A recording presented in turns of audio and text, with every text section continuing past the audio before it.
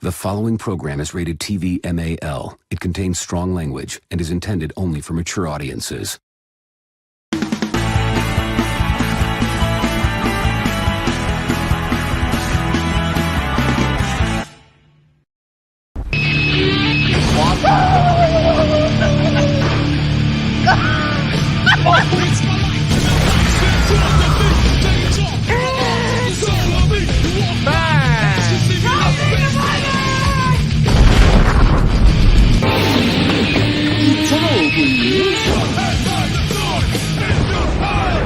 Oh, I'm not Thorn in your eye! You know what? Thorn in Your Eye should have been played at the end credits of the movie Abigail. Should have been played. It should have been. It would make the ending even better. And yes, I'm writing my fucking review for it right now, literally as we speak. And yet, I have to go on the air too, so I have to fucking multitask. And I'm literally what 1, 2, 3, 4 paragraphs into the damn review. Well, that's what you got. That's what you have co-hosts for, and by co-host I mean best friend. Well, Best friends. this is And why happy I always stick with birthday, one Jose. paragraph. Happy belated. Anyway, 22 he is. Oh, let's hope we don't sing. Hope nobody sings Taylor Swift. I swear to God. Give me a or else we're second gonna here. get canceled. Oh, jeez. Yeah. Oh Jesus. Oh Jesus. Right. Oh Jesus. Right. So the whole thing. Since the whole gang is back together, should I? well, should I, almost. Well, almost the entire gang is back together after a couple of weeks. Should I tell them about the binge I told you about? Unless he already knows about it. Does he know about the binge? I don't know. Does he I don't know what you're talking about. I know one binge. Oh wait. Are you What talking about that binge? binge? You're talking about that binge you were stating a couple weeks ago, right? 2 weeks. It's been two. No, almost. It started almost a week and a half ago. But what kind of bitch? Is it the Kirsten Dunst? Oh, somebody told him. I didn't tell him. I didn't know. I pay attention. I pay attention. So he's not. So you're not. So he's not. So he's not stupid. Then you give him credit for. I see Victor? your Letterboxd, Victor. Oh God. Ah, there we go. Oh, Jared, you stalker. You creepy. Correction, Jose. Your birthday I saw was... your wonderful glowing review of Interview with the Vampire. Hey, That's Nick. right. That's how he knew How's it about going, it. I Nick? fucking forgot. He liked my review of Interview with the Vampire after. Anyway, many years ago, correction to Jose. Your birthday was yesterday, but on the other hand, welcome everybody to another episode of the Pop I'm Nintendo the Podcast. host. Hey, Jordy. Well, he's taking it over. I'm How many trying times to we be have to nice tell you? while you. I'm being nice for you while you're trying to write your review. You freaking cum what? Hey, Jordy. Victor's big boss over here. You know what? You know what that word I was looking for? What? That What are you whenever he looking tried to for? get away from that question I asked him a couple of weeks ago, you know what he was playing? You know what he was playing, episode 2 William? The bullshit again? straw man argument. This fucking. We literally last week we had yet another argument about episode 2 about. It's not an argument. It's trying to get a point across. It still sucks that he killed the sand people. Killings were stupid. It's and poorly like written. I tried to ask you over and over and over Jared, again, what do I yet have you to do? kept playing the straw man argument, trying to add a bunch of bullshit, Jared. saying Because of things bad like, help me. "I'm talking, I'm What do I have to talking." do? You try to pile stuff on, it was a bad scene. I'm like, it It is doesn't. a bad scene. What are you talking about? But still, would you do the same if people did that to your mother? Yes, but at the same time, the context of the And writing that was still all shit. I wanted to hear. That was all I wanted to hear. Shit. I'm not going to defend it or the Phantom Menace. Everybody was on the 25th anniversary re-release was literally the other day, and I was like, and everybody was like, oh my god. But like I said, that's all I wanted to hear. That was all I wanted to hear, Victor. All I wanted you to do was answer the damn question. That was it. Phantom Menace sucks. Attack of the Clones suck. Revenge of the Sith. Oh, that's a pretty good I movie. am not a conformer. I love the Phantom Menace. Oh yeah. Speaking of which, this is coming from. Oh yeah, this is also coming from a guy too, above me, a guy above me who actually doesn't give a ranking for the original Star Wars trilogy. Wait, what do you mean? I gave you my ranking. Not you. Oh my freaking gosh. I said above me, directly above me, not on the top left corner above me. Okay, Hunter Hughes says something in the film forward. Guys, calm your tits. Actually, you know what? The problem is I don't have tits. Now, as for Victor, he needs a bra. Oh, for fuck's sake. I don't know. Put some implants. Oh, No. God, You know what he no. could be? He could be that mutated cow off Zoolander 2. You know, waiting to get milked. Oh no, not Zoolander 2. Oh God. I sent that clip. I sent that clip to Lucas, and you know what he said? He laughed at it with, reacted to it laughter, and then he said a legendary scene. I'm like, Jesus, the fucking Zoolander 2 debate between Lucas and Romy is gonna go down as a fucking classic. That's gonna go down. It does. As a I mean, classic. here's the thing, Lucas. There are some things that he said that were kind of not so typical. I mean, here's the thing. This is my only criticism. The fact that you say that it's so funny, it's stupid. I'm like, no, it's either funny or it's stupid. It can't be both. That's why I don't like Dude, Where's My Car? Well, the thing is, you can't pass. I find it so charming, though. I hate that movie. I think Hunter told me my story with Dude, Where's My Car?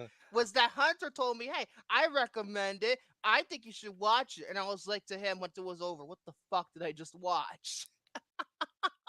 Oh, whoa. What the fuck? Something happened to Jared. Oh, wait, wait, what, now, me? wait, why are you on the bottom now? Why are you on the bottom? What I happened? have no idea. He must have. The StreamYard must have booted him out. Oh, Jesus. I mean, I'm still here. I know you're still here. It booted you off. It got you off the panel, but brought you back again. Okay, Well, so it's a glitch. Good. Let's see. Maj was at work anyway, yesterday. Yeah, I watched it. I watched the whole season on Sunday, and let me just say, the last 2 episodes regarding certain characters, I'm like, oh god, here we go again with this. But still, with the story, on the other hand, I'm not gonna lie, it was actually pretty well advanced from its first season. In fact, let me just say this: it takes you 3 fucking years. 3 years to make a new season. It's almost as if we're waiting for the next Star Wars movie. Has it really been 3 believable. years? It's been more like 2. Oh wait, it has been 3. God. Yeah. Dude, I've been keeping up numbers, yet you can't keep up with me. No, you be quiet. Tales of the Empire came out literally the other day too, didn't it? And that I did watch. Now, here's the thing. Here's a point of both stories, all right? One point of a story, what leads you down the path of corruption or should I say evil. While another story leads you down the path of redemption and, to try and, help someone else lead to that path of back to the light as well. Yeah. That's the whole point of it. First 3 episodes for corruption, the other 3 for redemption. And I'm not going to say anything further than that. You just need to watch it in order to see what, I'm talking about. Now, I want to get onto something real quick because, I'd probably talk about this on R&R, but we might as well talk about on here. Did everybody watch this past Thursday? Of course I did. Yeah. Oh, of course I did. So first of all, congratulations, because the view, the most. We almost live... hit. We nearly hit the 30 live view count, except the current record is 28. But R&R for the first time ever has got so many live viewers in one showing. Yeah, that's awesome. There you go. It goes to show you that drama kind of sells. Let's face it here. And that's the one thing that really kind of, got to me. Like the fact that we've been busting our asses for 4.5 years, going to be 5 come October, yet we haven't been able to get that many viewers in one sitting. Yet Brandon, no disrespect towards him, Martin, he's got like over 1,000 subscribers. Yet for some reason, a majority of those subscribers don't really give a shit about the show, but those who want to actually be there, well, channel. Yeah, but those who we know on my channel. But for those who actually do care about us, like our friends, whether it's in the network community, the game show enthusiasts, what have you, that's the people that, came to watch us. And I'm like, To I mean, be I've fair, been struggling for years to figure out what the hell was going on until this past Thursday. And that's when the wheels started turning. And you just said it yourself best. Drama sells. absolutely. If there's Mhm. no drama, then people are not going to pay attention to your ass.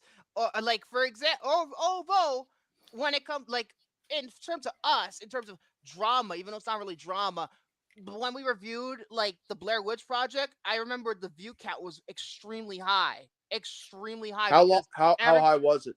let's have a look. I want to see how large is our view count in terms of It our has to Wait, be wait, episodes wait. Do you here. mean a lot. live viewers or just views in Views general? in general. Views in Oh, general. okay, I okay, think you okay. usually because usually live viewers average is about the same. Okay. All right. I just wanted to point that out. But here's Yeah. the thing: Okay. The Blair Witch popcorn Project panel, episode. Yeah. Go ahead. popcorn panel right here.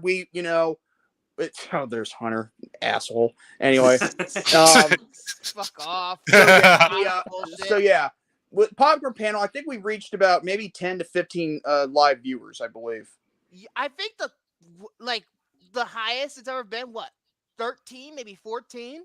That's Maybe? what I'm saying. Pretty We might have close. reached that, but Live anyway.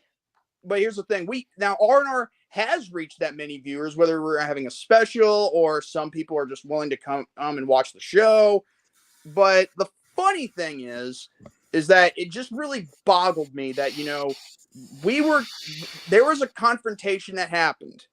Now I'm not going to get into who was involved or who was there because of what the topic was about, because again, I mean, it's over and done with. It speaks for itself. Yeah, really. it speaks for itself, including the episode in general.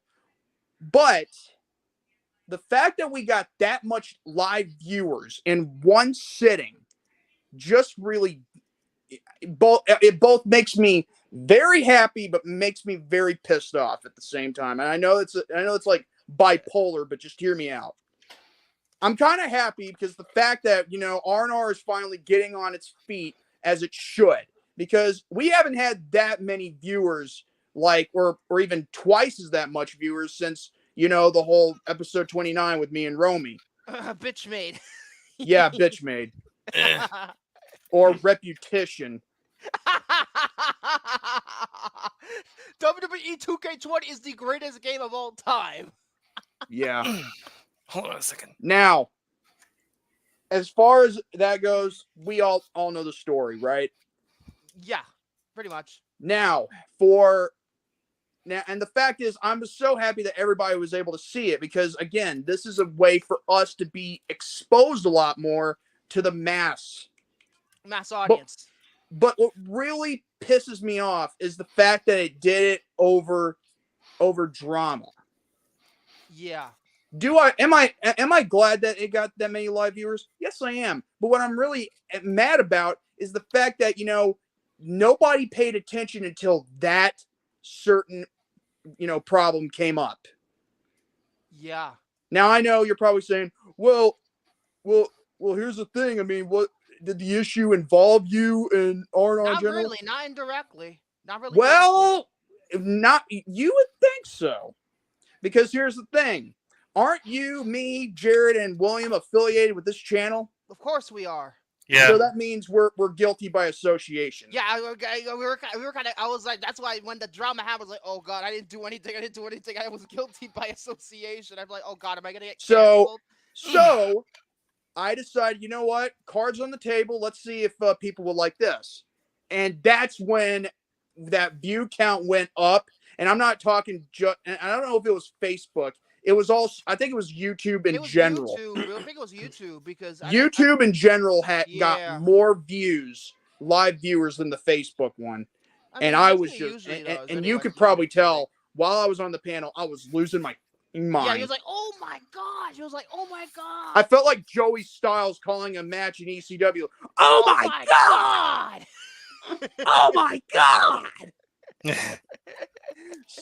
So, but the fact that that it was only because there was drama happening, that was what really made me mad. because I've always tried to keep it civil, keep it cordial, everything whole 9 yards. But this was a special situation that needed to happen. That's why I did it. I took advantage of a situation that I was kind of indirectly involved with this channel, but even though I didn't have to do anything, but I did. But the fact that it got more views, and I'm not blaming anybody within our circles or anything else. I mean, I'm just simply you obviously, you can't help that because the view counts are the view counts, obviously. Yeah. But the thing is, it makes me so mad that I have this weird feeling that someone may have shared the link and probably said, "Hey, we're gonna have these guys. I'm gonna talk to these guys and tell them how I feel." And and I'm like, that's what I'm thinking. And that's how the view count must have spiked up. Drama sells. Yeah, it does. Why you still think the Lifetime channel is still around? Don't remind me of the fact that I had to watch a Lifetime movie for Kirsten, Tanner. Don't. Like I said, Lifetime movies. Like I said, it's a good movie, but again, I wouldn't go so. I mean, it's a hold on, wait a second. I take that back. I said it's a decent film last week. My bad. Save it for the ranking. Save it for the ranking, Victor. Save it for the ranking. Don't go. I mean, I didn't hate it, but I didn't love it either. But anyway, so that's pretty much my thoughts. But I want to ask you guys, what did you guys think of last week's show? I actually thought it was really good. I thought it was actually really good. First of all, I was really confused about what was going on with the drama anyway. So obviously that cleared up a lot of confusion. Obviously, that's like, that's a you were like, relief. I mean, I was if you don't mind me saying, when this happened, if you don't mind me saying, you were so worried about what was going on. You messaged me personally. I was 100%. I was like, what the. I didn't know what else to tell you other than the fact that that video was made. But I did say I was going to get this situated, and I delivered, of course, as I always do. Obviously. Oh yeah. But I don't think Jared watched the episode, so he probably doesn't. I did. I don't think he was even aware about what's going on. Yeah, so I've been busy with school. Yeah, you might want to fill him up. Let me just say this, Jared. If you go to the episode 238 of the Rain Ray podcast, watch the beginning all the way up till maybe an hour and 20 minutes. It's kind of like watching a movie, but different. And just, that it'll explain in and of itself. Yeah, and so it was, or mostly me explaining of the beginning of the situation before they came on at the 30-minute mark. But yeah. So I'm just glad that the situation has been pretty much cleared up. Everybody's hunky dory. The feud is over, and now we can go back to doing the show normally. Because I was going to kill our show, and I have to move to another channel to do this show. Now, here's the thing I want to address. This coming Thursday, I'm going to be talking about something that might have a meeting between two people, probably, but don't get your hopes up, because again, it'll probably be the same of last week's episode of R&R, but it'll be different under different circumstances. And plus, things that are happening that what I'm going to read off of have been happening in the public eye on the internet. So again, it's really not that easy to spot. Almost done with this damn Abigail review, and then I'll Jose just said DM. What happened? DM. Wait, who gets the DM? I get the DM. No. I got the DM. Yeah. Said something funny or something. I don't know. All right, Jose just sent me this. Hold on. Hold on a second. Who the fuck is calling me? Fuck off! I'm winning. Wait, was that from this past Monday? I don't know. I was busy doing my fucking Kirsten bitch. I don't know if he said that or not. Oh wait, did I? Oh no, I crashed. I remember. I had an appointment I had to do earlier Monday afternoon, and then when I came back home, I was laying down. I was like, okay, I'm gonna grab something to eat. I grabbed something, and then after that, I completely crashed for 2 hours. Why do you think the Lifetime channel is still around? Okay. Yeah, that's kind of funny because the guy's nickname is named after a guy in the Spider-Man 2 movie. Giving away. I'm trying to write this fucking review down. There, Okay, I'm there trying you to type go. it up. Sorry. Wait, season 2 at Monsters Work on the Disney Channel, which has been a minute since the last time I watched the channel. It's kind of funny you mentioned that because yesterday, when I went bowling with my mom and my sister, and by the way, my dad's not here because he's been busy in the Philippines and he'll be back this Thursday. I don't know if you guys knew that, but now you know. Okay. Anyway, Mm, so yesterday, it was yesterday. Oh, okay. Bofas from what he sent me. But yeah, yesterday while Bofas was going on, I went. There's like these big screens, in the bowling alley, right? And it's for live television. Guess which channels were on? Disney Channel? Well, that and Nickelodeon, and Quiet I on think Set was on. Nickelodeon West and Nickelodeon East. And I was, Yeah, and you there's know an what, East and a Blue, West. and the reason why I put on Disney, and the reason why I wanted to, and the reason why I say that is because Bluey was on Disney Channel. Bluey. And I'm thinking to myself, Fucking Bluey. why is a kid show like that's supposed to be on Disney Junior on Disney Channel? It's very simple. Bluey has an adult fan base. It does. It does. It's been like that Don't for a you? couple of years. But then again, Disney Channel is more like for young adults. The little, I mean, it kind of, but there's, I guess, older kids like it too, but a lot of the fans of Bluey, they're adults, man. They're adults because it's so deep. It's like in the hidden metaphors and the hidden meanings behind Bluey and who she is. It's a she, not a he. I forgot who it was that I was talking to thought Bluey was a he. I forget who it was. Well, that's because they funny think of because bingo. people because here's the problem. Bingo. People assume, and by the way, when you assume, you make an ass out of you and me, which you try to do all the time, Victor, but you fail. Shut up. But still, with Bluey, people had this thing like thinking that it was a boy because again, it's a blue dog. I mean, and plus the color for boys It's is often blue. associated with blue, yeah. But yeah, well, Blue's Clues. Blue was a girl. I didn't know that until later in life. Well, I mean, same here. But Yeah, yeah, same. so okay, now I finally finished that fucking review. Thank God I can actually fucking focus on the damn planet head. Fucking pull this shit down. Okay, great. I can so focus since now. Justin wants to say stuff in the chat, I got something for him. Like I said yesterday, Rebel Moon. Oh yeah, part 2 bombs, didn't it? I have been like on Netflix, and I've been watching Naruto on there, the English the English dub, so I can easily get through the filler and not have to like pay attention to the screen all the time.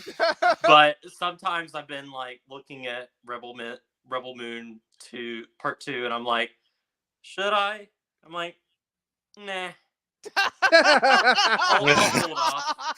Rebel Moon Part 2 has one of the biggest fucking disasters. It's proof to me that Snyder cut is not going to fix the damn movie. It's proof. That Snyder just proved it. Oh, I'm going to make my movie more violent and gory. Doesn't mean that it's going to be better, because clearly Rebel Moon could have been better as a 2-hour movie, and you get the fucking things you have to get the best version of the movie could just have been 2 hours and that's it. It didn't need to be 2 parts long. Hell no. And making it longer? No. I was walking to the Big E Entertainment Center, where I'm at, yesterday, like where I go bowling. I just realized something, that I saw the theatrical poster for Joker, for the next Joker movie. Yeah, and guess what? I was like, October? You gotta be fucking kidding me. October? Well, the last one came out in October. Yeah, I know that, but still, I mean, like, come on. You complain like Soundbite. a baby. Come no, on. You're gonna be like Andrew. Why? Why? Or how about Blue from freaking Foster's Home for Imaginary Friends? Come on. No. Come on. No, Blue. Come on.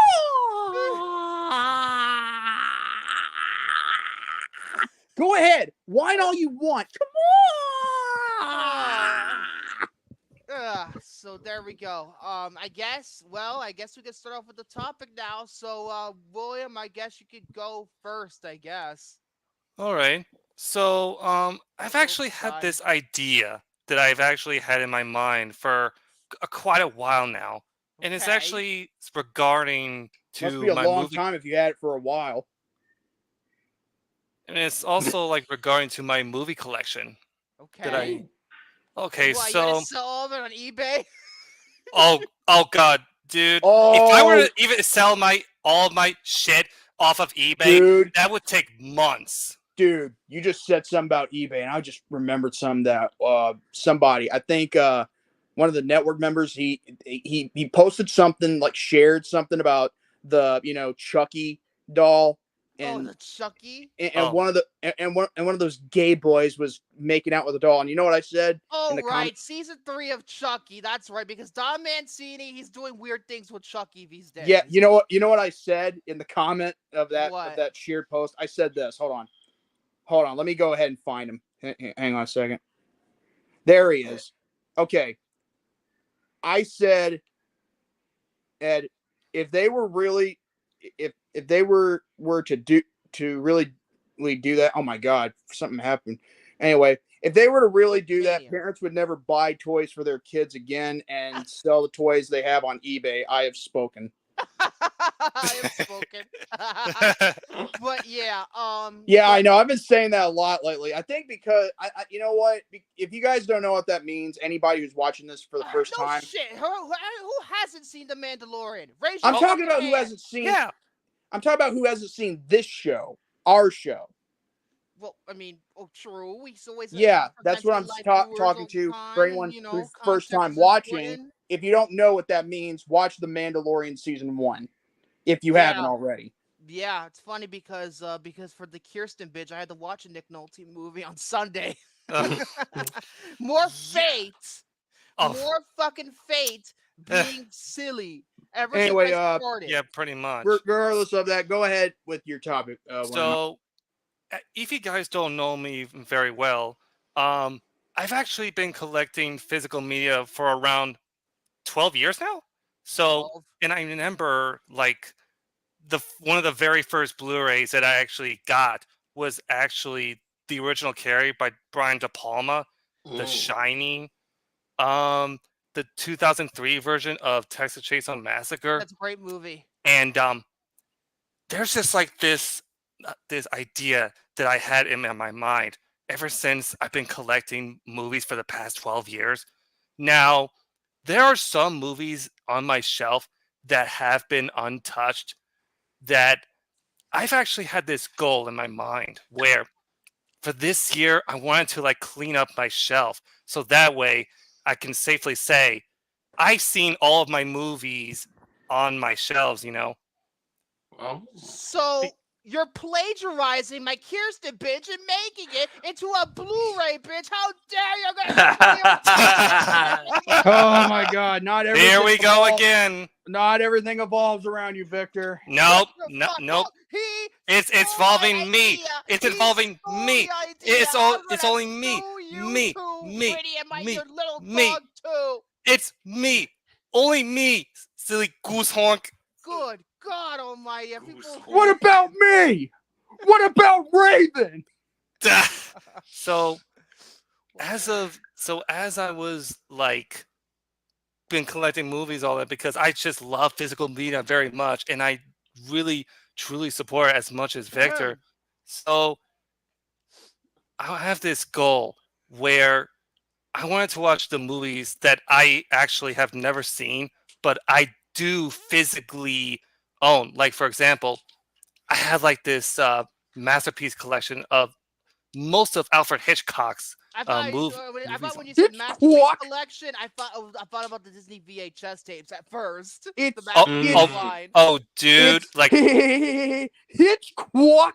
dude, trust me. Like, I wish I still have those Disney VHS tapes, but they're no longer in my possession anymore, and that actually makes me feel like, This is why I collect tapes. yeah, true. But then again, if I were to start collecting VHS tapes, I would have to get like some sort of CRTV or I just.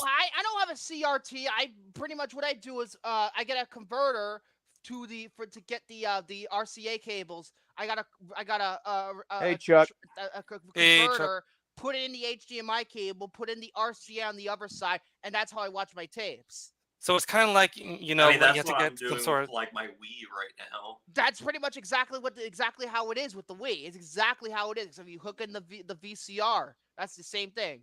Or for example, like outside of movies, you could also like just like buy an adapter, and you can also like play classic video games on there. Like Jared has said, like you can actually get like some sort of adapter just to play retro video games and all that shit, you know. Mm-hmm.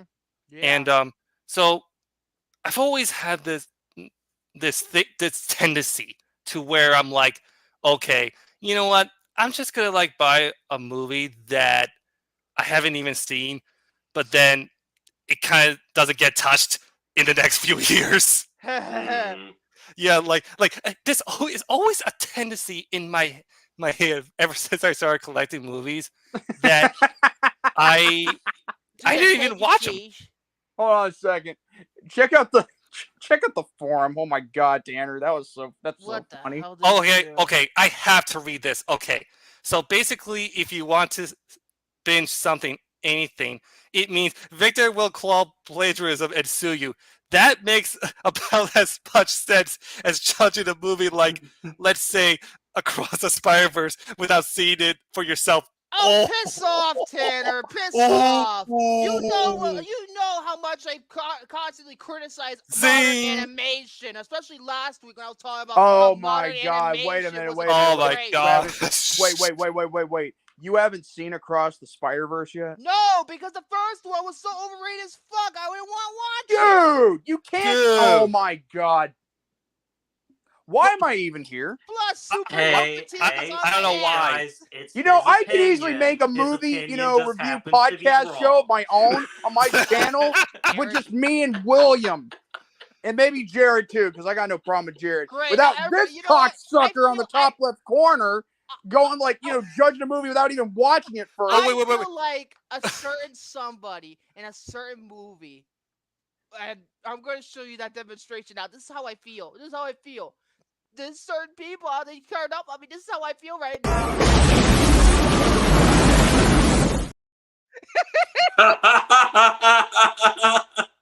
The goddamn Well, I think you deserve. I think you Fuck deserve up that water. because after all, Everybody else, Wait, Joy, you said an oral podcast. I think you deserve that because you know why? Because after all, you're literally drowning us with your bullshit, saying like, it's so overrated. I mean, that's what was so overrated when I watched it. I ain't watching the sequel, so I'm not gonna review it. I think it's gonna suck.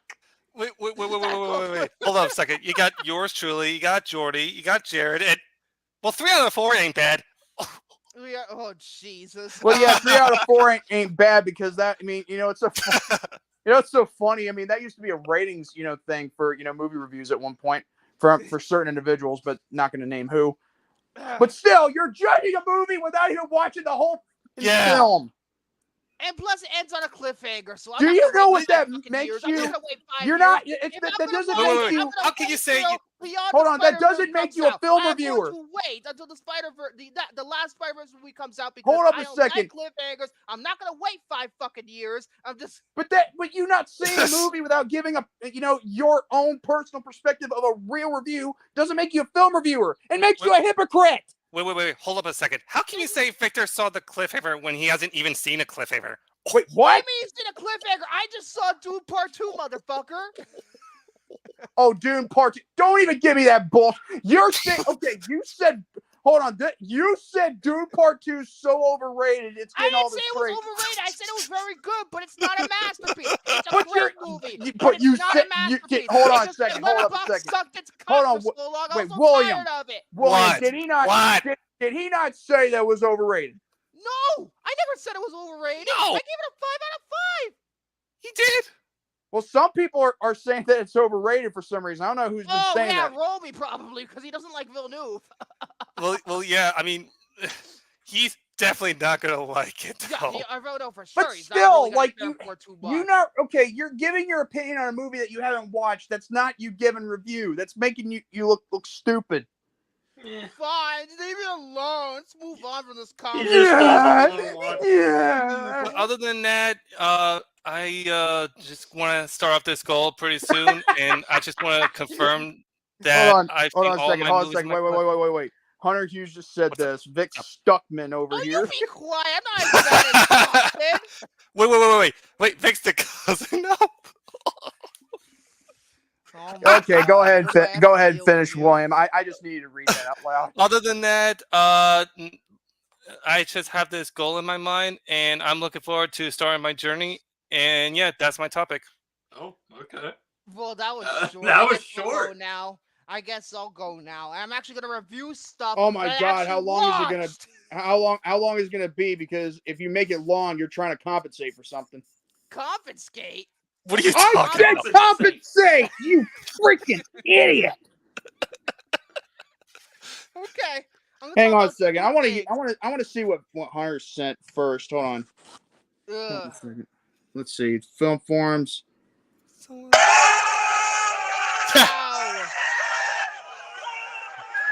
Ow. Okay, either he did that because I called you out, or it's probably because of Tanner. But then again, it probably might be both. I don't care. But in terms of what I actually legitimately like when I want to talk about, which I actually have seen, I already implied what I was going to talk about second, but I'm going to talk about the first thing now. You see, this first movie, it was technically our late 2023 release. However, because of the fucking distributor being so fucking lazy and not fucking put it at least on VOD, I had to resort to going to the 7 Seas and getting this thing online with English subtitles just so I could watch it. And it's still not out on VOD because Toho are lazy bastards. Oh my gosh! What are you talking about here? Godzilla -1. Oh, dude, I'm telling you. Whoa. Let me tell you something, Jordy. When I first saw the article that Godzilla -1 is going to be on Amazon Prime only in Japan, I'm just like, not even in the United States. Not exactly. Like, where's the physical copy even? Well, Godzilla is a Japanese inspired movie. We get Godzilla versus Kong. We get a date for that, but not this. Is this because of Zaslav? I swear to God, just because of fucking Zaslav, I'm gonna fucking beat your fucking head at headquarters. Anyway, let's just say that I watched Godzilla -1 finally. It took fucking forever to get this thing going with me watching it. I didn't mean it for it to be this long, but Toho being lazy, Godzilla incompetent X Kong. bastards. Huh? Godzilla. That's what Hunter said. Godzilla. No. I said Godzilla versus. God damn! I said Godzilla versus Kong. Fuck! Damn it! Oh great! Here comes the nose. Here comes the fucking. Oh God! I hope I don't say 19 Achu on this episode, please, for the love of God. Oh my God! No. Wait, does Jared know about that? He might. I don't know. Jared, you missed out, dude. We were doing the review for the Iron Giant last week. Okay. And he was reading off the plot. He was all like, "It all takes place, in Rockford, Maine, in 19." And I was just dying laughing because it was out of nowhere, like an RKO. And as Romy put it, by the way. Everywhere on my part, and just like. And you're like, yes, I was. Let's hope that doesn't happen, considering this movie takes place in 1927. At you? No. So Godzilla -1 is the latest Japanese release for Godzilla. This is the first one in 8 years, I believe. 7 years. Shin Godzilla was the last one that came out in 2016. Hold on. What did Tanner send? Hold on. I'm talking about the Mummy. You moron. Sound like a dummy. Sound like Joe- Damn it. I'm getting Okay, that roasted was good. nonstop sound here. like- What is it? 1926. It takes place in Mummy takes place in 1926. So 1926. And there goes Hunter saying 1957. because I think Godzilla. Okay, this movie Godzilla -1 takes place in post. Oh, he was correcting you. Oh, okay. Oh, I meant 19. Fucking. Yeah, it's in the 19. It's after World War II. I mean, oh God, my nose. Oh no, here we go again. Oh no, here we go again. No. No. Yes. No. Yes. No. Yes. What are you, Sneezy from Snow White? Oh God, no. Oh God, no. Oh God, no. Oh my nose, my hay fever. You know I can't stand it. Okay. Oh God, my nose is fucking. I feel like I'm going to take. Oh no. Oh go. Here it goes.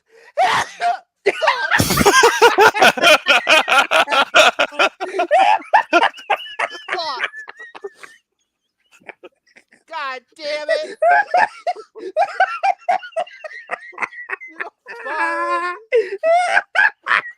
You're not funny. Oh, keep laughing. Okay, Hunter Hughes says sneeze it to electric boogaloo. Piss off. Sneeze it too. Well, it could have been worse. You could have said Rockford, Maine. Okay. Let's see. Godzilla -1 is the latest Japanese release for Godzilla in the Godzilla franchise. And this movie takes place Hold on a second. in Tanner just said, Vic, your nose poses more of a threat than Thanos, and your sneezes are louder than a Dolby Thomas screening of Oppenheimer. Oh, Jesus Christ. I think your nose needs Jesus Christ at this point. Dolby Atmos screening of Oppenheimer? Oh, God. Well, get that Mucinex in there. Oh, Jesus. So speaking of nukes, let's talk about Godzilla, shall we? It takes place in post-World War II Japan. And it's mainly about this guy who was a soldier in World War II in Japan. It's a Japanese film, so it's in the Japanese perspective. So he is, but the movie begins when Godzilla appears. He's going through a lot of shit already. He's kind of against the whole idea of war. He kind of chickens out after he was supposed to do he's like a pilot, right? Like let's say like Top Gun or something, like a dogfighter, right? So he chickens out. He's Wait. like, You guys can hear that, right? What? Yeah, I can. You guys hear that barking, right? Yeah. Yes, I can. Sorry about that. Here comes Hi! Yuki. At least Sorry. at least it went better than my dog, showing my dog on camera because he didn't like it. Jose. Jesus loves me this Uh-oh. I know. Oh no! For the wait. Bible Oh, tells. oh, my nose! We- Fuck! Oh, I need a tissue. Here he goes. Look at him. Here it goes. He's about to sneeze. Doo-dah, doo-dah. Victor's about to sneeze. Oh, doo-dah, gay. Wait, what?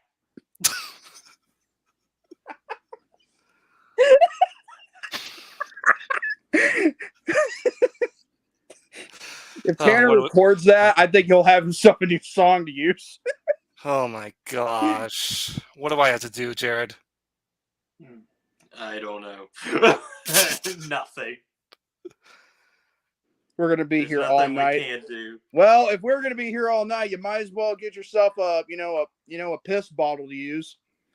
Who the big sneeze, Victor or Austin? I think you forgot to put Gary in there too, because his sneezes make him, No. I think Gary has the biggest sneeze. Come on now. Like Gary just like holds it in, and then as he's about to unleash it, it's like he's got a brain freeze or something. Yeah. Or like a brain freeze in Inside Out where Riley like drinks up that Slurpee like too fast. Or the icy. Yeah. I had to blow my nose real fucking bad because oh my god, what's with this fucking allergies? I think I don't know if I took. Oh god, I hope I took my meds Spring is today. here, Victor. Spring is here. It's the best time of the year. Piss off, please. Oh god. What is this gonna Ice, be called ice, the fucking baby. torture of Count Victor? Fucking hell, dude. Post World War II Japan, the guy, he's a World War II pilot. He goes to this island to like because he doesn't want to fight, and it's like the last days of World War II when the opening scene when this happens, and he's trying to relax and because he doesn't want to be in a war because he doesn't want he doesn't want to get his ass killed. Number two, So he basically, doesn't what really you're saying, he's a pacifist, right? pacifist. I don't know if I would consider it like a pacifist, but because there's a lot more complexities to that. But Okay. what happened? I mean, he is definitely against the war though, so maybe he is a. So pacifist. he is a pacifist. But anyway, the point is that when he's relaxed in there, he's trying to get away from all that and live out the last days of the war on this island. That's when Godzilla takes over, Yeah. and he pretty much this is in the opening scene, so this is not giving anything away. He kills everybody except for the guy. He kills everybody. He eats people. He fucking stomps on the goddamn trucks and shit, in the military trucks, like the Jeeps, and it's crazy. And after that, he goes back home. Uh-oh. Jordy's out. Oh, no. Oh no. Oh, no is right. Maybe he won't bother me anymore. Ah, fuck me. Sorry about that. Oh. Somebody on Discord was calling, and I couldn't hear you guys. So it's like he goes home to Tokyo, and it's just like apocalyptic shit because this is of course World War II and all. He's trying to kind of, deal with his demons for a while, and then all of a sudden, a couple of years later, Godzilla shows back up, and he and a bunch of other people have to deal with Godzilla, and find a way to survive against him because ever since that last attack on the island, he actually grew bigger. So he's legitimately very scary in the movie. He is not a good guy. He is not an anti-hero like the fucking American movies. Yeah, you know what? I just realized something. Yeah. If there was a girl dinosaur, you know what she'd say? She'd say, bigger? What, you mean everything bigger? Oh. like Victor, I'm telling you, like when I first saw that movie, like when it was released in black and white, as soon as Godzilla like appeared on screen, you could just like really tell that his presence was just terrifying. Yeah, it is. But it's kind of funny that we bring this up. You see, we got Godzilla and we got King Kong. Like I'm thinking in my head, there's a pattern here. What's the next one gonna be? Zeus penis. Jesus. Ugh. Zeus penis. But the movie. Oh, and I know who'd be perfect for that role, and he's right above me. Shut up. I was talking about Jared. Oh. Oh God. Listen, he's got a girlfriend, and he probably might as well have a 12-inch dick, to pleasure. Okay. Look at his Damn it, Jordy. He's all like, talk. He's all like, yeah, you're right. I do have that 12-inch dick. So the sequel to the popcorn penis. Oh my God. Wait, who said that? Who said Gary that? Was did. it? No, it was Gary. Yeah, it was Gary. Okay, I figured it was Gary that said that. So the movie, that's pretty much a story without giving anything away. And I didn't I knew going into this that there was a lot of hype around this movie. It won the Academy Award for Best Visual Effects this past year. I knew a lot, going into it. Everybody's saying, "Oh, this is the best Godzilla movie." This, that. Oh my God! It's the best, one of the best movies of the year. So when I finally was able to sit down and watch it, hey, William, look at this. I'm probably gonna love this. I'm probably gonna love it. Mm-hmm. Little did I know that I was sitting there once the end of the movie happened, and once the credits started to roll, that this movie actually beats Scream 6 is my best film of 2023. Wow. It did the fucking impossible. It beat Scream 6. Wow. It beat a fucking Scream movie. How is that even possible? How is that even possible? And I said when I was trying to digest everything I saw I said to myself, that might be one of the greatest movies I've ever seen. I'm not exaggerating when I say that. I think this might be one of the greatest films I've ever seen. I mean, this movie is like the director, what's his name? Takahashi Yamazaki. This motherfucker. That's a name that you can't laugh at. This motherfucker is, to me, he proved that he might be the next true visionary director, if this is any indication, because this movie is dramatic, it is intense, it is gut-punchingly devastating, it's just emotional in every Don't you mean single gut regard. bleeding? What? Don't you mean gut bleeding? Gut bleeding? You mean gut-wrenching? No, gut bleeding, because again, it'll make you bleed from inside your guts. Ugh. God bleeding. Like, so the movie, when I saw it, Well, and what when would it you want me to ended- call it? Intestine bleeding? You know, Ugh. that's Ugh. hemorrhoids. it's not even in the dictionary. Okay, You know? so you know how a lot of people felt when Doom Part 2 was over, and a lot of people felt very speechless, like by the ending of that film, which, by the way, Jared, I gave it a 5 out of 5. last I time you were did here. see that. Wait, what did you I give the mean- first one? 4.5. Oh, never mind. So the It makes me wonder, why are you going to give the third one a 4 out of 5? Because you can only get. depends on how it's executed. Yeah. We don't know yet. Mm-hmm. The movie, a lot of people felt very awe-inspired and shocked and speechless by the end of the film when, of course, spoiler alert once again, but everybody's seen the fucking movie by now, when Paul turns basically heel, turns into a big fat meanie, turns into, like I said before, A big fat meanie. yeah, a big As fat if I meanie. really He looked like became this. everything that he was not destined. He became everything that he was going against. And it turns into, basically, like I said, an anti-politics message, because that's where we're going. Because he turned into basically a prophet, a fucking dictator, and people were like all shocked by that. And Johnny's reaction and such, which he just literally had to go off on the worm all by herself to pretty much fight another day. We were like awe-inspired by everything that happened. I didn't really feel awe-inspired. I knew I saw a great film. Like I liked it. I loved it a lot. This movie, I like gave it me a lot. that same reaction that these people had with Doom Part 2, because this movie is amazing. This is really amazing. First of all, I'll get this out of the way. Godzilla, he is he's not fucking happy-go-lucky, dancing like a motherfucker, or basically being an anti-hero. Well, yeah, He he's is a not big fat purple meanie. and he's not purple and green, Victor. Yeah, he's not purple in this movie. That's for fucking sure. Josh. He is mean. He kills.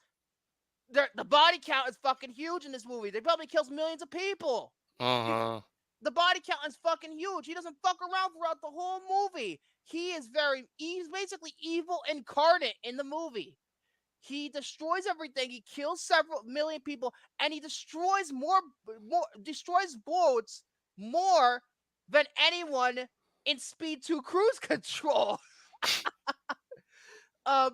And better than anything in Speed 2 Cruise Control, but anyway, that's not fucking saying very much.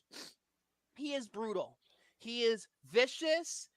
When the atomic breath happens, usually the atomic breath happens in the Godzilla movies, are like, okay, it's a big explosion. Check out my avatar right now. Oh, this is Puff. As if I really look like this. When he does the atomic breath in the American movies or other Japanese, I sentence era you or and your Heisei era friend to movies, detention.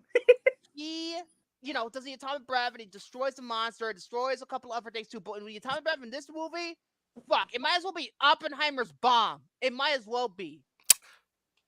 It might as well be. That's oof. I would And, honestly go back and forth.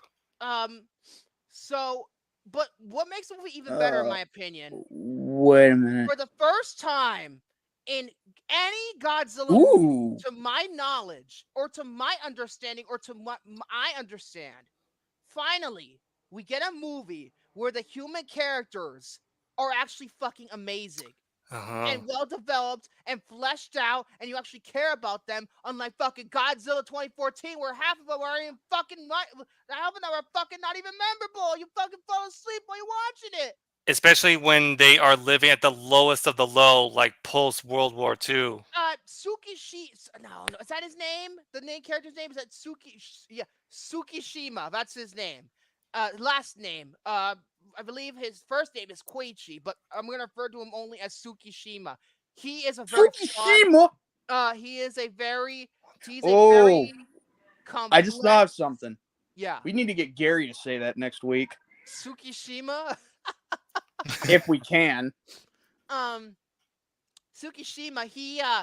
He is one of those guys where he's, again, I told you kind of a little bit of his backstory, but without giving anything further away, he's a very complex character, very emotionally traumatized character because of what he's seen in the war, and he's already dealing with Godzilla, and it makes it even worse for him. And it's just like, this character, you just feel so fucking sorry for the entire fucking time. And the actor, which, God help me if I fucking pronounce this name right. Oh my God, it's gonna be hard. Ryusuke Kamiki. Ryusuke Kamiki. That's the actor's name who plays Tsukishima. He, to me, just like Zac Efron in The Iron Claw, was robbed of an Oscar nomination. He Oh is, yeah. he is. I couldn't believe it. It might be the best performance I've seen from anybody last year. Honestly. Well, to be honest with you, the Iron Claw was. I mean, it was hot shit for all the Zac right reasons. Efron's a very close second. Zac Efron's a I very mean, close it was hot for for all the right reasons. But what the Tsukishima guy? Can I say something real quick, Victor? Yeah. Jose just sent me this. Well, he sent me this earlier this morning or afternoon, whatever timeline you live in. He said Disney will add ESPN title to Disney Plus this year, and he just sent me this not too long ago. Disney Plus and Hulu become profitable for the first time ever, and Disney Plus added 6 million subscribers. Cord Cutters News. Yay! They made money, yeah! And the merger is probably gonna make them even more money. Oh, I forgot about Killian. Fuck, I forgot about Killian. I just noticed something else. Yesterday, I noticed that you've heard of Star Wars Visions, right? It's on Hulu, like on the Hulu app. Wow. Not just via like the merger, just literally like legitimately the Hulu app. The legitimate Hulu app, like the standalone app, yes. Yes, Hulu. So the movie, the guy, he is absolutely amazing. Like, literally, it's hard for me to explain his performance, but it's very varied. Like, he is angry, he is upset, he is just like, by the end of the movie, he's just like determined to kill Godzilla, and he is truly awe-inspiring. And his love interest in the movie, I think she is just as good. She is just as good. They were both snubbed of an Oscar nomination. They were both snubbed. To me, they were both snubbed. But no, we gotta nominate the Zone of Interest because of the haunting sound design. Fuck off! I'm still not over that. Fucking A24. Okay, here comes the A24 rant again. So with that being said, the performances and all the other characters like the doc, the kid, the captain, they're all memorable. They're all and the fucking the fucking neighbor next door to Tsukishima, she's memorable. And the little girl too, they were great. They were well developed. Every character gets a chance to shine. No one feels left out. Nobody gets the shaft like Bryan Cranston did in 2014. Hey, wait. You said A24, right? Yes. Oh, Yes, I okay. did. But Where's 25A? oh, come on. Where is 25A? Let me focus. I predicted that. The movie is You can see the fully future. acted throughout the entire cast. It's one of the best ensemble casts of the year. The visual effects, which, believe it or not, was supervised by the director, they are amazing, especially considering if you understand the fact that the movie only cost $15 million to make. And Yeah. yet you're putting $200 million movies like The Flash to shame. Yeah. It's disgusting how The Flash, which has $200 million to its name, looks cheaper, like in a fucking asylum movie, compared to this. Hey, I'm gonna be right back. I gotta get something situated. Okay. Yeah, okay. Okay. Pause. Now he won't leave me. Now he can leave me alone for once in my life. Yeah, for Don't once. count on it. For once. Oh God. The oh God, that really rocked my brains. But the visual effects for $15 million look amazing. Amazing. They look about as good as a $200 million movie, except for The Flash, because Flash looks like dog shit.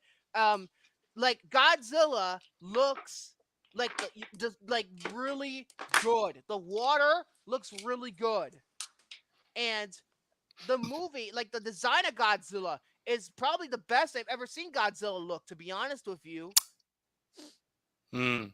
because he's looked different throughout the years, and to me, he looks really good.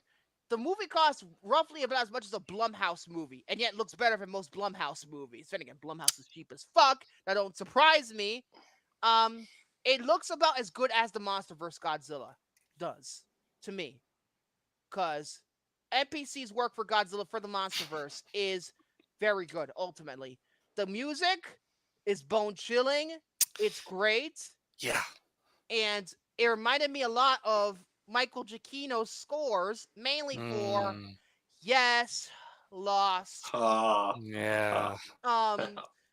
So the score is great. The editing, the movie is about 2 hours and 4 minutes, and it didn't bore me. It never bored me. It never did. The cinematography is amazing. It looks stunning, almost Hollywood production level quality in terms of the cinematography. Like, this is what happens when you have a director and you have a studio like Toho collaborate on a movie, and everybody gets their piece of the pie. Everybody talks out the plan of what they're going to do, and it goes smoothly. There's no studio interference. There is no auteur. Basically, like Zack Snyder, always people fucking yes men, always telling him yes all the time, and you get shit like Rebel Moon Part 1 and 2, where it was fucking dog shit because he had no fucking interference of some kind.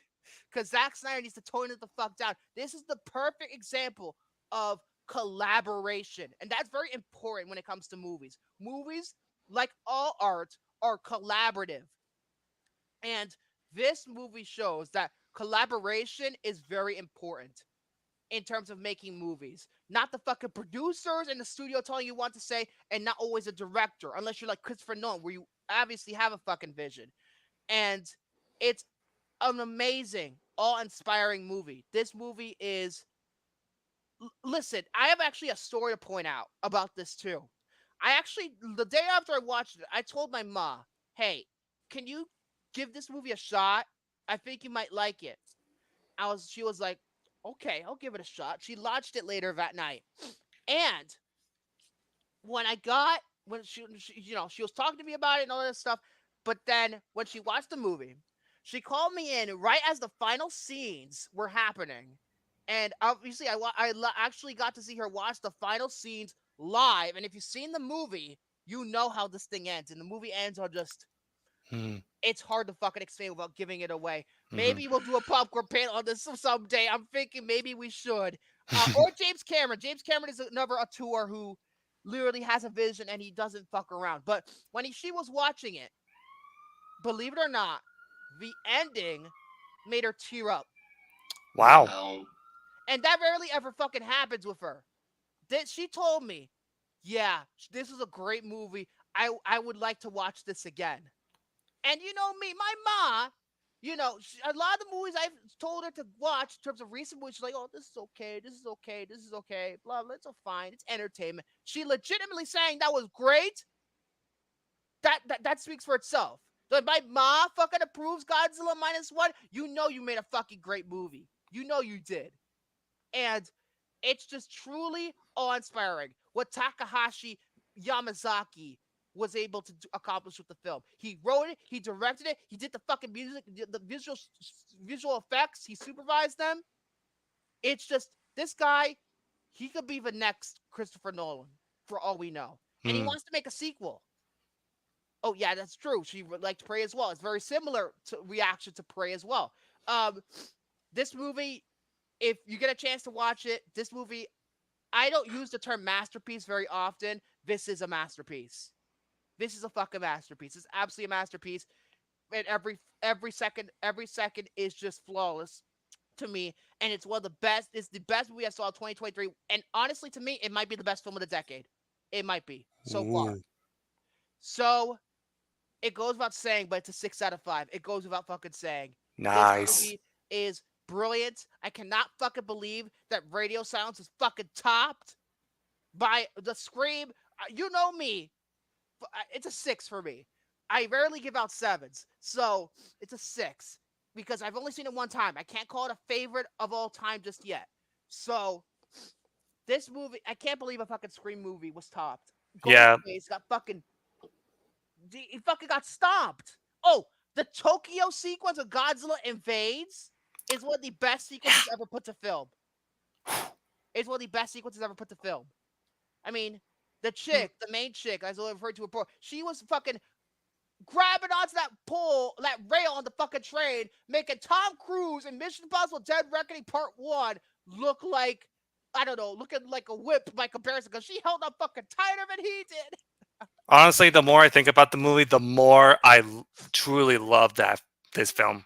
It's a brilliant film, and fucking Toho needs to fucking get their shit together and license it out for a fucking physical release. Yeah. Hey, I would fucking order it. I would. This is a Same. 6 out of 5. It's brilliant. So that's it for Godzilla -1. Let's talk about, ironically enough, Radio Silence. Yeah. Let's talk about their latest movie, Abigail, which I saw earlier today. It came out on digital. Of course, you know I had to see this movie. You know how much I love Scream 5 and 6. Mm-hmm. I championed the shit out of those movies, and even though Scream 6 is my number 2 best film of 2023, I'm still gonna champion the shit out of that fucking movie. But I love their Scream films. I was like, okay, they're doing something different. They got the boot by Spyglass. Fuck you. But they were able to do something different before they got booted. And that's Abigail. It's their reinvention of the vampire movie. Now, I just want to say this first, before I get going here, that if you have watched the trailer, apparently it ruins the entire fucking movie. Yeah, like Sony. That's not Sony. That's Universal. Excuse me, Universal. Excuse me, Universal. You really need to get your shit together with your marketing department. This is why this movie fucking failed, because the movie, not only is that, I'll get to another reason why I think it failed later, but the marketing sucked. Yeah. It sucked to the point where they actually changed the font for the title halfway through the marketing campaign. They really didn't give two shits about this movie, did they? Yeah. I bet you they knew this shit was gonna fail. But the movie itself is about a group of misfit criminals who kidnap the 12-year-old ballerina daughter of a powerful mafia underworld type figure. And what they do is they take her to his house and watch the girl overnight. They have to watch the girl overnight in order to collect a $50 million ransom. Give me back my daughter! And as they thought it's going to be a simple mission, but here's the problem. Yeah. There's something sinister about that little girl. And yeah, the movie the trailer gives that away, that she is a vampire. Yeah, like I said. Like I said, no ordinary girl. Until 50 minutes into the movie. So that means that's how you know they fucking ruined it. That's how you know. When it's 15 minutes into the movie's only about an hour and 10 minutes, so they ruined it. Congratulations, Universal, you incompetent bastards. But so what happens is that since she's a vampire, the of course the strangers, the criminals get killed off one by one. It's kind of like, well, I don't want to say it's like a slasher because it's not a slasher, but that slasher kind of format where they get killed one by one. Now, I will say this. Get this out of the way. This is nowhere near as good as their Scream films. It kind of goes without saying because I gave both of them a 6 out of 5. This is going to go without saying that this is going to be inferior in a lot of ways. However, I will say it's still a great movie in its own right. I think it's still a great movie. It And is. a lot of that, to me, is the way, a lot of that is because of the way they decided to do the vampire lore in the movie. Like, this little girl is fucking brutal. An absolute monster, brutal.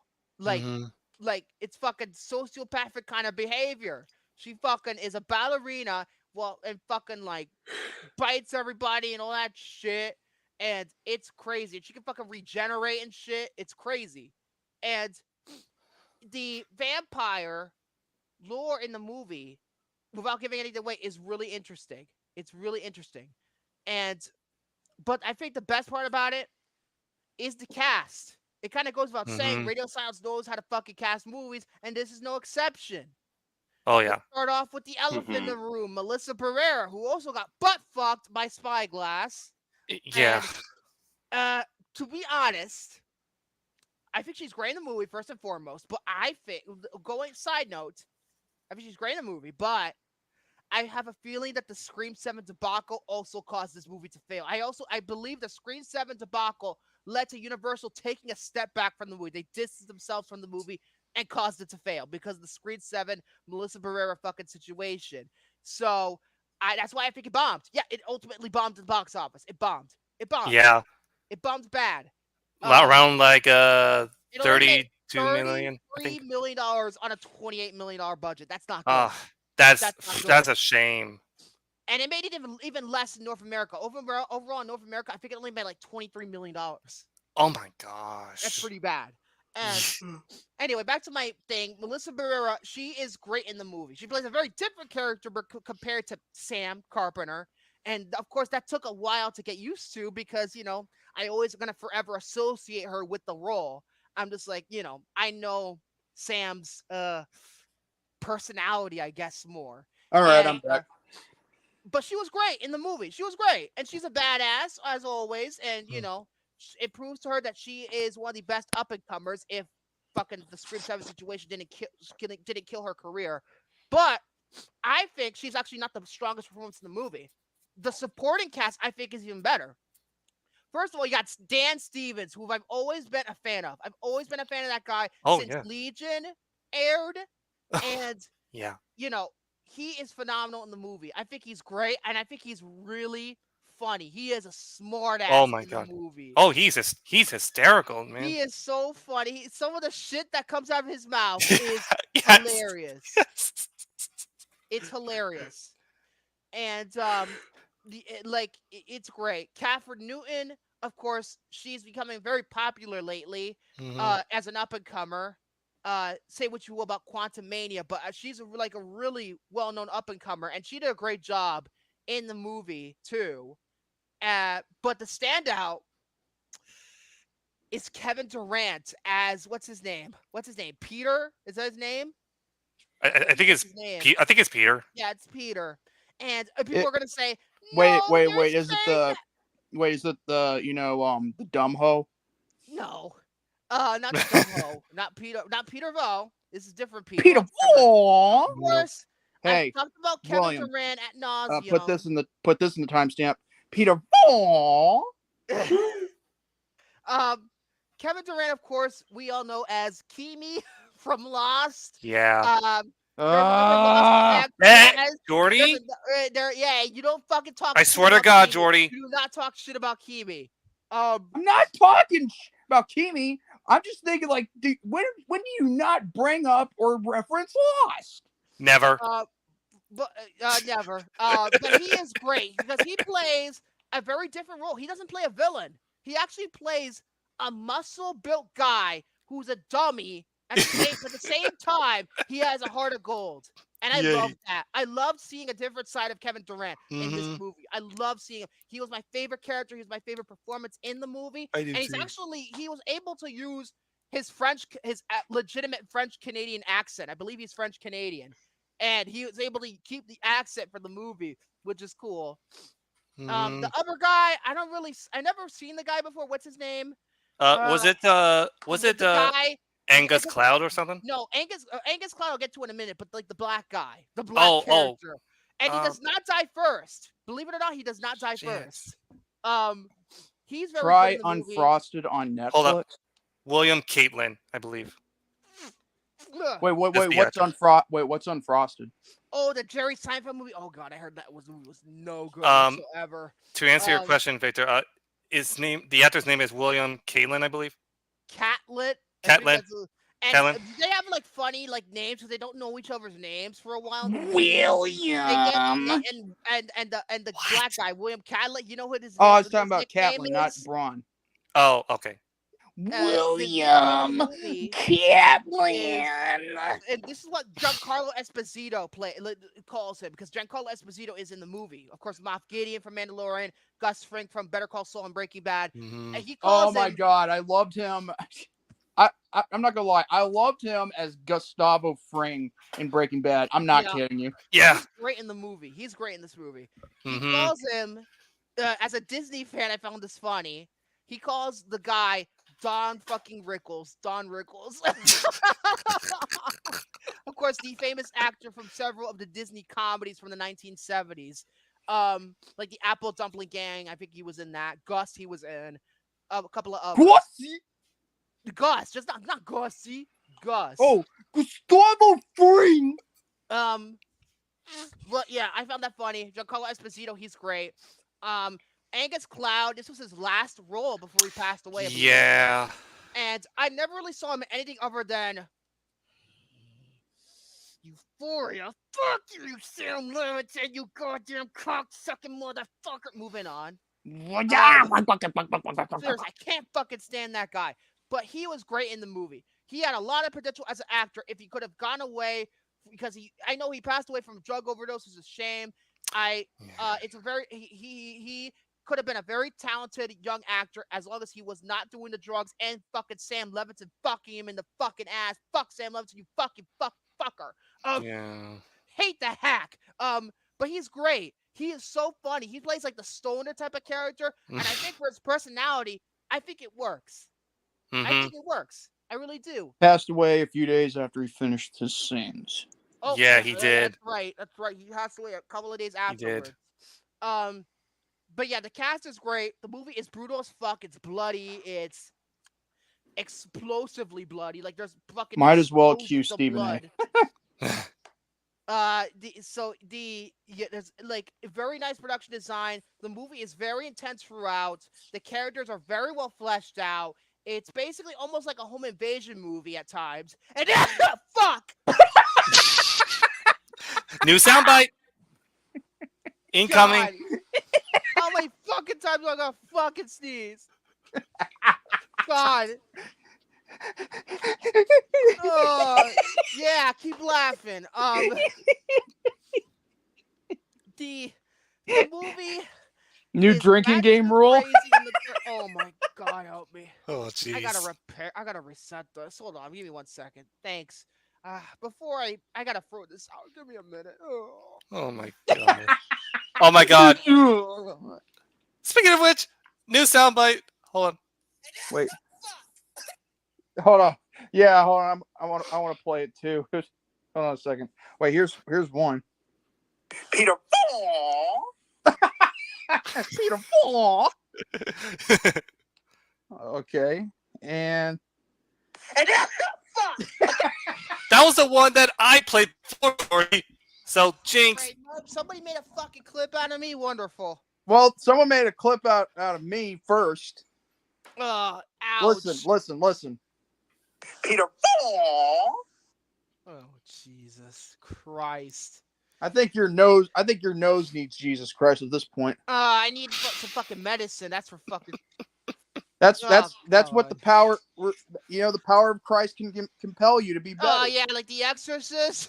Yeah. Yeah, that's what. Yeah, Oh, yeah, that's like actually towards the that's end. actually what you need, Victor, at this point. An exorcist. Oh, shut up. Yeah, you think I'm fucking possessed? Oh, piss off. Oh, I mean, one can only suspect. Let's see about that, buddy boy. But the third act is crazy. It's batshit insane, but it makes more sense than say Ready or Not, which Radio Silence. As long as previous David film Gordon before Green's not here. Oh there. fuck, David Gordon Green. That. That guy. Exorcist believer. It's bloody. It's batshit crazy. It's a great movie. It's a good movie. It's a really good movie. I think it's gonna be one that's gonna have to grow on me a little bit. But I did enjoy it. Don't get me wrong, but I feel like I'm gonna get more out of it as the more I rewatch it. And there's also actually a cameo in the movie from the bad guy from Watchmen at the end of the movie. The bad guy, what's his name? Prometheus or something? Ozymandias. Ozymandias. Yeah. My favorite episode of Breaking Bad, by the way. Ooh. But yeah, he's good. Wait. Does that mean Vic's nose should star in a Pure Flex movie? No, that might make it more watchable. Oh jeez. You're funny. You're a comedian. Thanks. Wait. Thank you, Mom. For fuck's sake. Wait, did I guess it right? Yes, it was. Woohoo!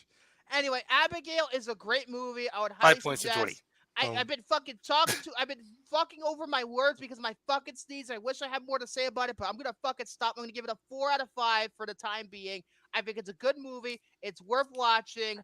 It's really good. I would highly recommend it. And that is all my topics. Although I will say my Kirsten Dunst binge is doing very well. I'm 12 films now in the thing. Nice. Hunter just said, "Ma, the meatloaf." Oh my god. And Wedding Crashers, for those who don't know. I never see Wedding Crashers. I know I have. I know. But I watched Kiki's Delivery Service, the English dub of that. I watched the original English dub, not the corrected one with the fucking music. And Small Soldiers, Wag the Dog. Today I watched Wag the Dog, which she's in for only 3.5 minutes. But it's going well. Again, the ranking will come at the end when I'm done with this whole bullshit. I'm watching every single thing she's in. So updates will be reoccurring. But that's all my topics because I fucking sneeze too fucking much. So, Jordy, go ahead. Okay, so. Oh, God. What do talking. Well, other than the fact that I've already said this in my community tab on my channel before, I'll probably just announce it on here officially. Tomorrow, since there's nothing going on in the David 3000 network and I've got a free date of mine, there's a date that needs to be filled, or a day or a night, whatever, that needs to be like a spot, A spot, exactly. Yeah, so I'm going to fill that spot on my channel to have Chillin' with Jordy move from Saturdays to Wednesdays and the same start time as always, 8 p.m. Eastern, 7 Central, 5 Pacific. Mm. And the reason for that is because there is a new show that's... Wait, hold on. Hey, Cuties, great show. You should review that Atomic Bomb movie. What? What? Who said who? What? Someone... Atomic Bomb. Oppenheimer? I think we're talking about Oppenheimer. We might. Maybe. I think so. Well, probably. But Probably. anyway. Well, may never know. But yeah. As far as, that goes, yeah, there's going to be a new show that'll be coming soon. It'll probably, streaming on David's channel, but only one can only suspect of how it's going to play out. Let's just say it will start around 8:15. I'm not going to say anything more than that. 8:15. Oceanic. Victor. Fate, bitch. Fate. 8:15. That's what you got. Anyway, the magic word. I'm gonna tell all the showrunner that we're gonna move it to 8 o'clock then. Oh, be quiet. Oh, because I caught you out. I caught you on 8:15. Anyway, that's all I'm gonna say right there for the matter. Okay. Our showrunner will tell you how it's gonna play out, hopefully. But other than that, now as for what's gonna come out this month, hang on a second. Let me pull this up. Well, I know Paper Mario's supposed to come out. Oh, yes. I'm about to get to that. Oh yeah. Cause I've been watching a lot of YouTube lately, and I got a lot yes. of advertisements for it. Yes, Paper Mario: The Thousand Door, the remastered, HD, whatever you want to call it, Switch version. The perfect edition. No, that would make room for Cell. Anyway, so yeah, May 23rd of this month, 2024. Then next month we've got Luigi's Mansion 2 for the Switch. On June 27th. Forgot about that. Are we And legitimately Luigi's Mansion 2 or Dark Moon? Because I don't know which one. It's the same game, but they're retitling Luigi's Mansion 2 because I think they're trying to re-release and remaster these games. Yeah. So that way it'll go. They're going backwards. Yeah, at least they're not going ass backwards, but that's a whole story. Like the only Luigi's Mansion game that I had actually played was the very first one because I grew up with the. I always wanted it and never got it. And I love the original first game too, and I think that's what they're going to do with next. After they're done with the remastered Luigi's Mansion 2. Honestly, I wouldn't be surprised. I mean, ever since I think I got all the golden frames of all the ghosts from the original GameCube game. Once that comes out, I'm definitely going to be doing the same thing. But as far as that goes, the next day after Luigi's Mansion 2 for the Switch is released on June 28th will be Spy Anya Operation Memories, which is a Spy Family video game. Oh, okay. I see. I was like, Spy Anya. Were you going to spy on Anya Taylor-Joy? Like, fuck, no. I was like, it's creepy as shit. Anyway, moving on. But yeah, that's pretty much all there is that's coming out for the Switch. Kingdom of the Planet of the Apes comes out on fucking Friday. Go fucking see it, motherfuckers. I want the Simpsons hit and run on the Switch, damn it. Oh my god. They should do it with the open world. There's a thing called patience, Jose. There's a thing called patience. Yeah, there's a thing called patience, Phillips. I'm the one who made that joke at the beginning of last week's episode, and then you're trying to copy off it like you don't know what's going on. No. Or to quote Obi-Wan, I'm having fun. Patience. You will learn patience, Jose. Halle Berry, eat your heart out. Anyway. Anyway, anything else? I think that's pretty much it. I mean, if there's anything else that's coming out, I don't really know about it. I do know that I did say something about Star Wars Visions for some reason is on Hulu, like on the standard app, not just on the Disney Plus merge thing with Hulu. But yeah, and by the way, Jared, I actually got back Disney Plus and actually have it with the new Hulu all together in one thing. Speaking of which, I also know that Dragon Ball Super Broly, the movie, it's actually on Hulu. Oh, I see. If you haven't seen the Super series already, go ahead and watch it, and then watch the Broly movie. What did you do? Okay, Tanner says something. Vic, just a reminder, you were getting on me for plagiarizing your binge. Now you're plagiarizing Jordy's joke. Ooh! Zing! He's not wrong.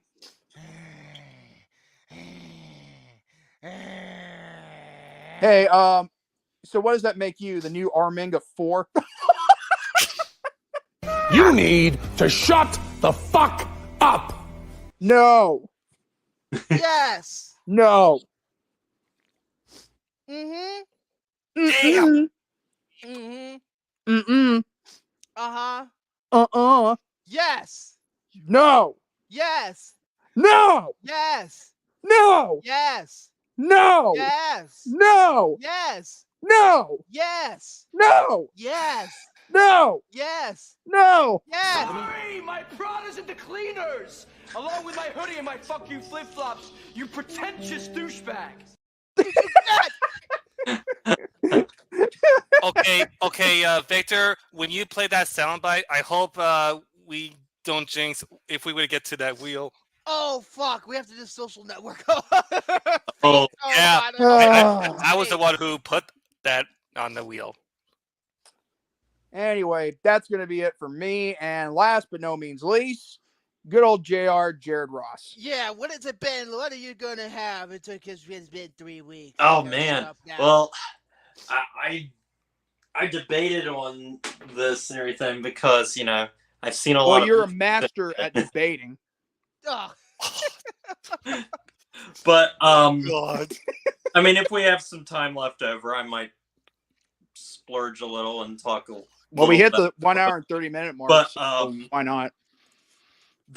So yeah, I released. Those who know, I released a video a couple days ago about like rebranding my channel. Congratulations. I'm not just going to be talking about movies and TV now. I'm also going to be talking about books as well as video games. More focusing on the storytelling.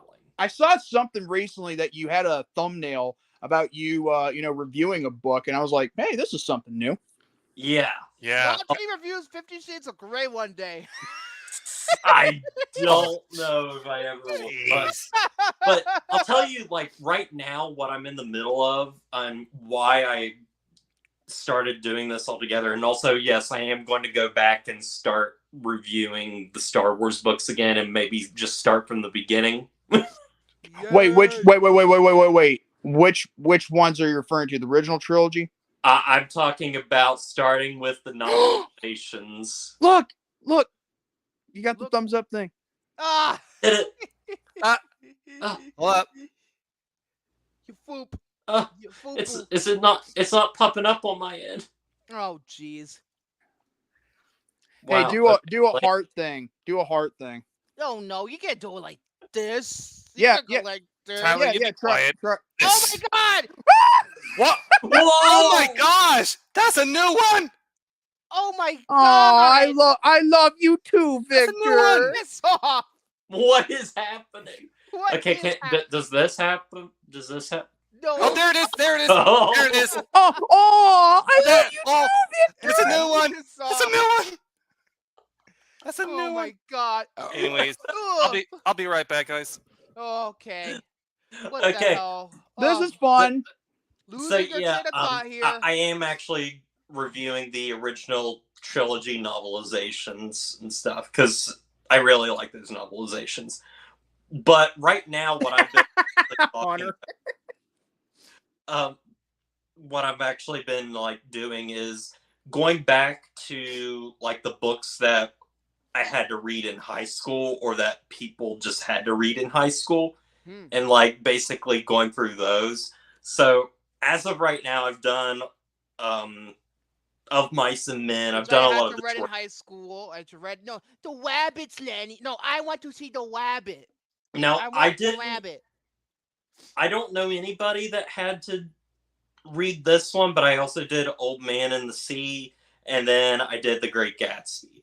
Great Gatsby, I never read in high school. Thank God, because I don't have to watch the fucking Baz Luhrmann movie. God. Since then, I have watched a few adaptations, and I have not watched any Old Man in the Sea ones. For one, I didn't really care for the book that much, and then also, like, there's not really, like, considered, like, a good, definitive, like, very well done adaptation of it. There's one from the 1950s with Spencer Tracy, and then there's another one with Anthony Quinn, which it's a TV movie. I think is the better version. I don't know because you're saying a lot. You're actually giving a TV movie credit because I couldn't do that when I'm doing my Kirsten bitch.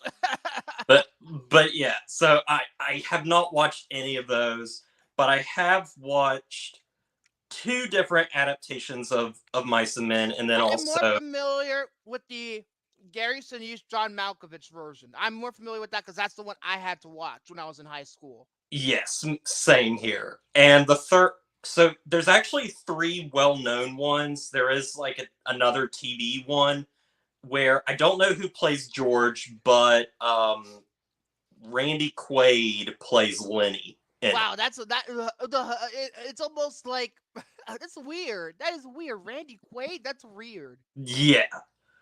Especially But for, like, fucking so I'm gonna independent start off shit. talking about the two of Mice and Men adaptations that I watched, and these are I'll say up front, both of them do a really good job of telling the story, which it's a really short book, so it's like it's really hard to not adapt this, like It's at a least very like simple story from what I remember. It's a very yeah, simple kind of it's like story. 103 pages, like total. It is a not it is a novella.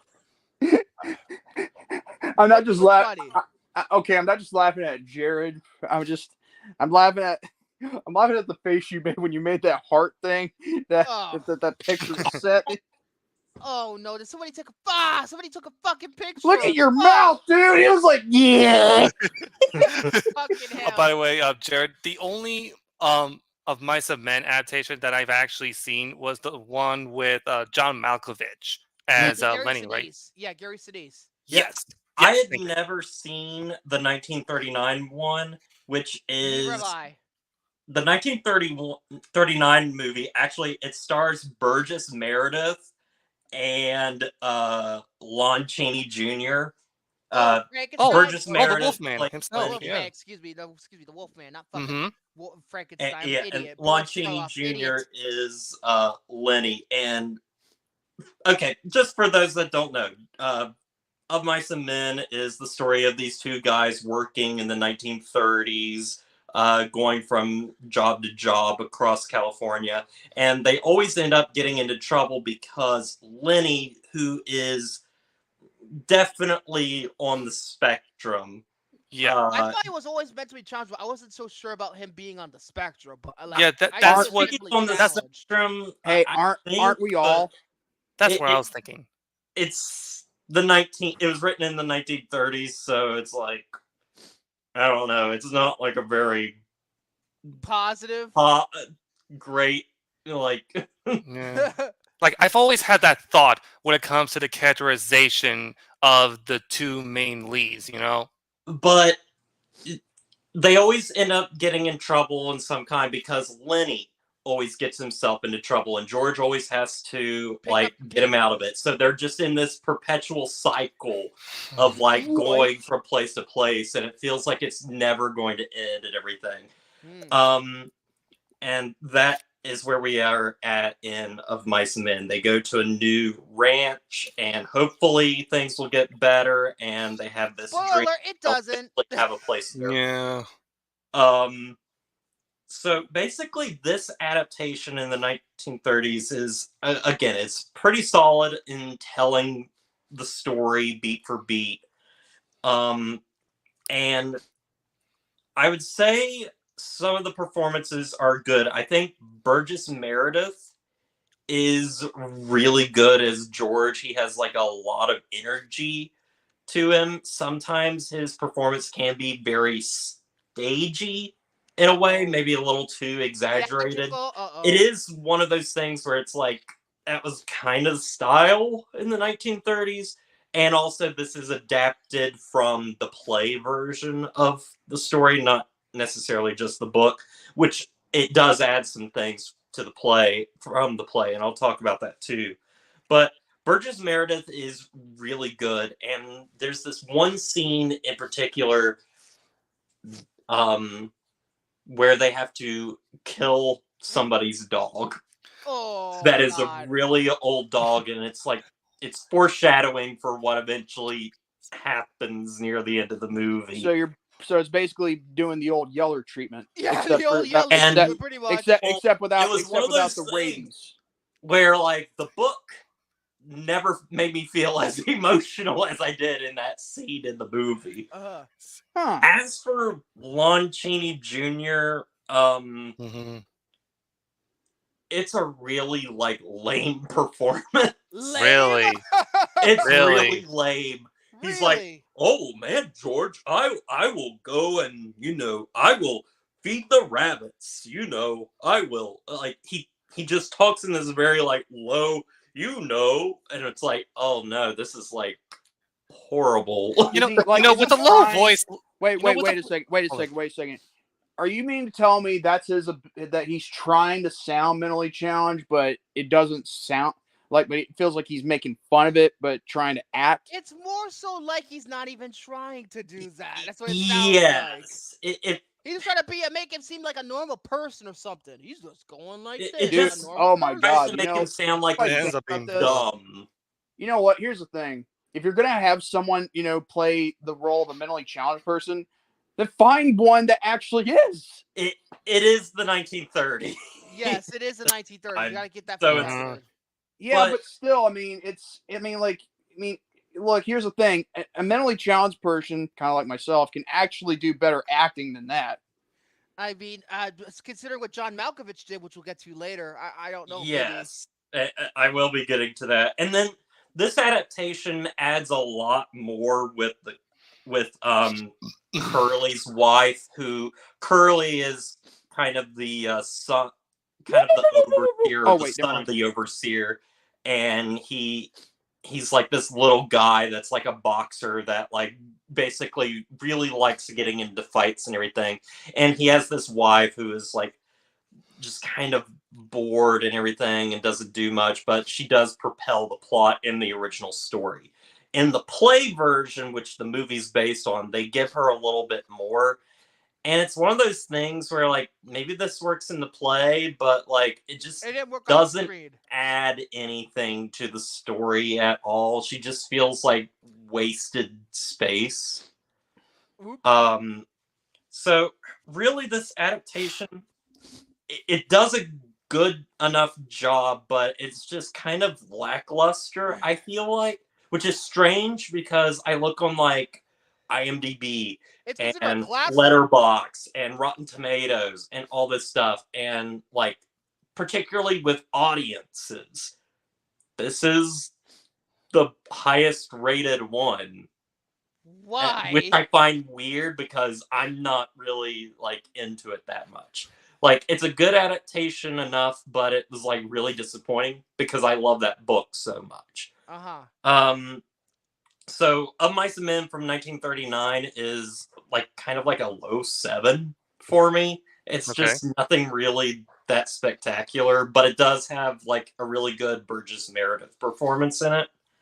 Then we move to many years later to the 1992 Of Mice and The Men, one I have seen. Same directed here. by Gary Sinise. Sorry, Gary Sinise. This is the only film that he ever directed, That's and a shame. He could have been a great filmmaker. this is a awesome movie and an awesome adaptation. It's a great one. When you watch it, I don't know. It just feels like the kind of those movies that were coming out around this time that were.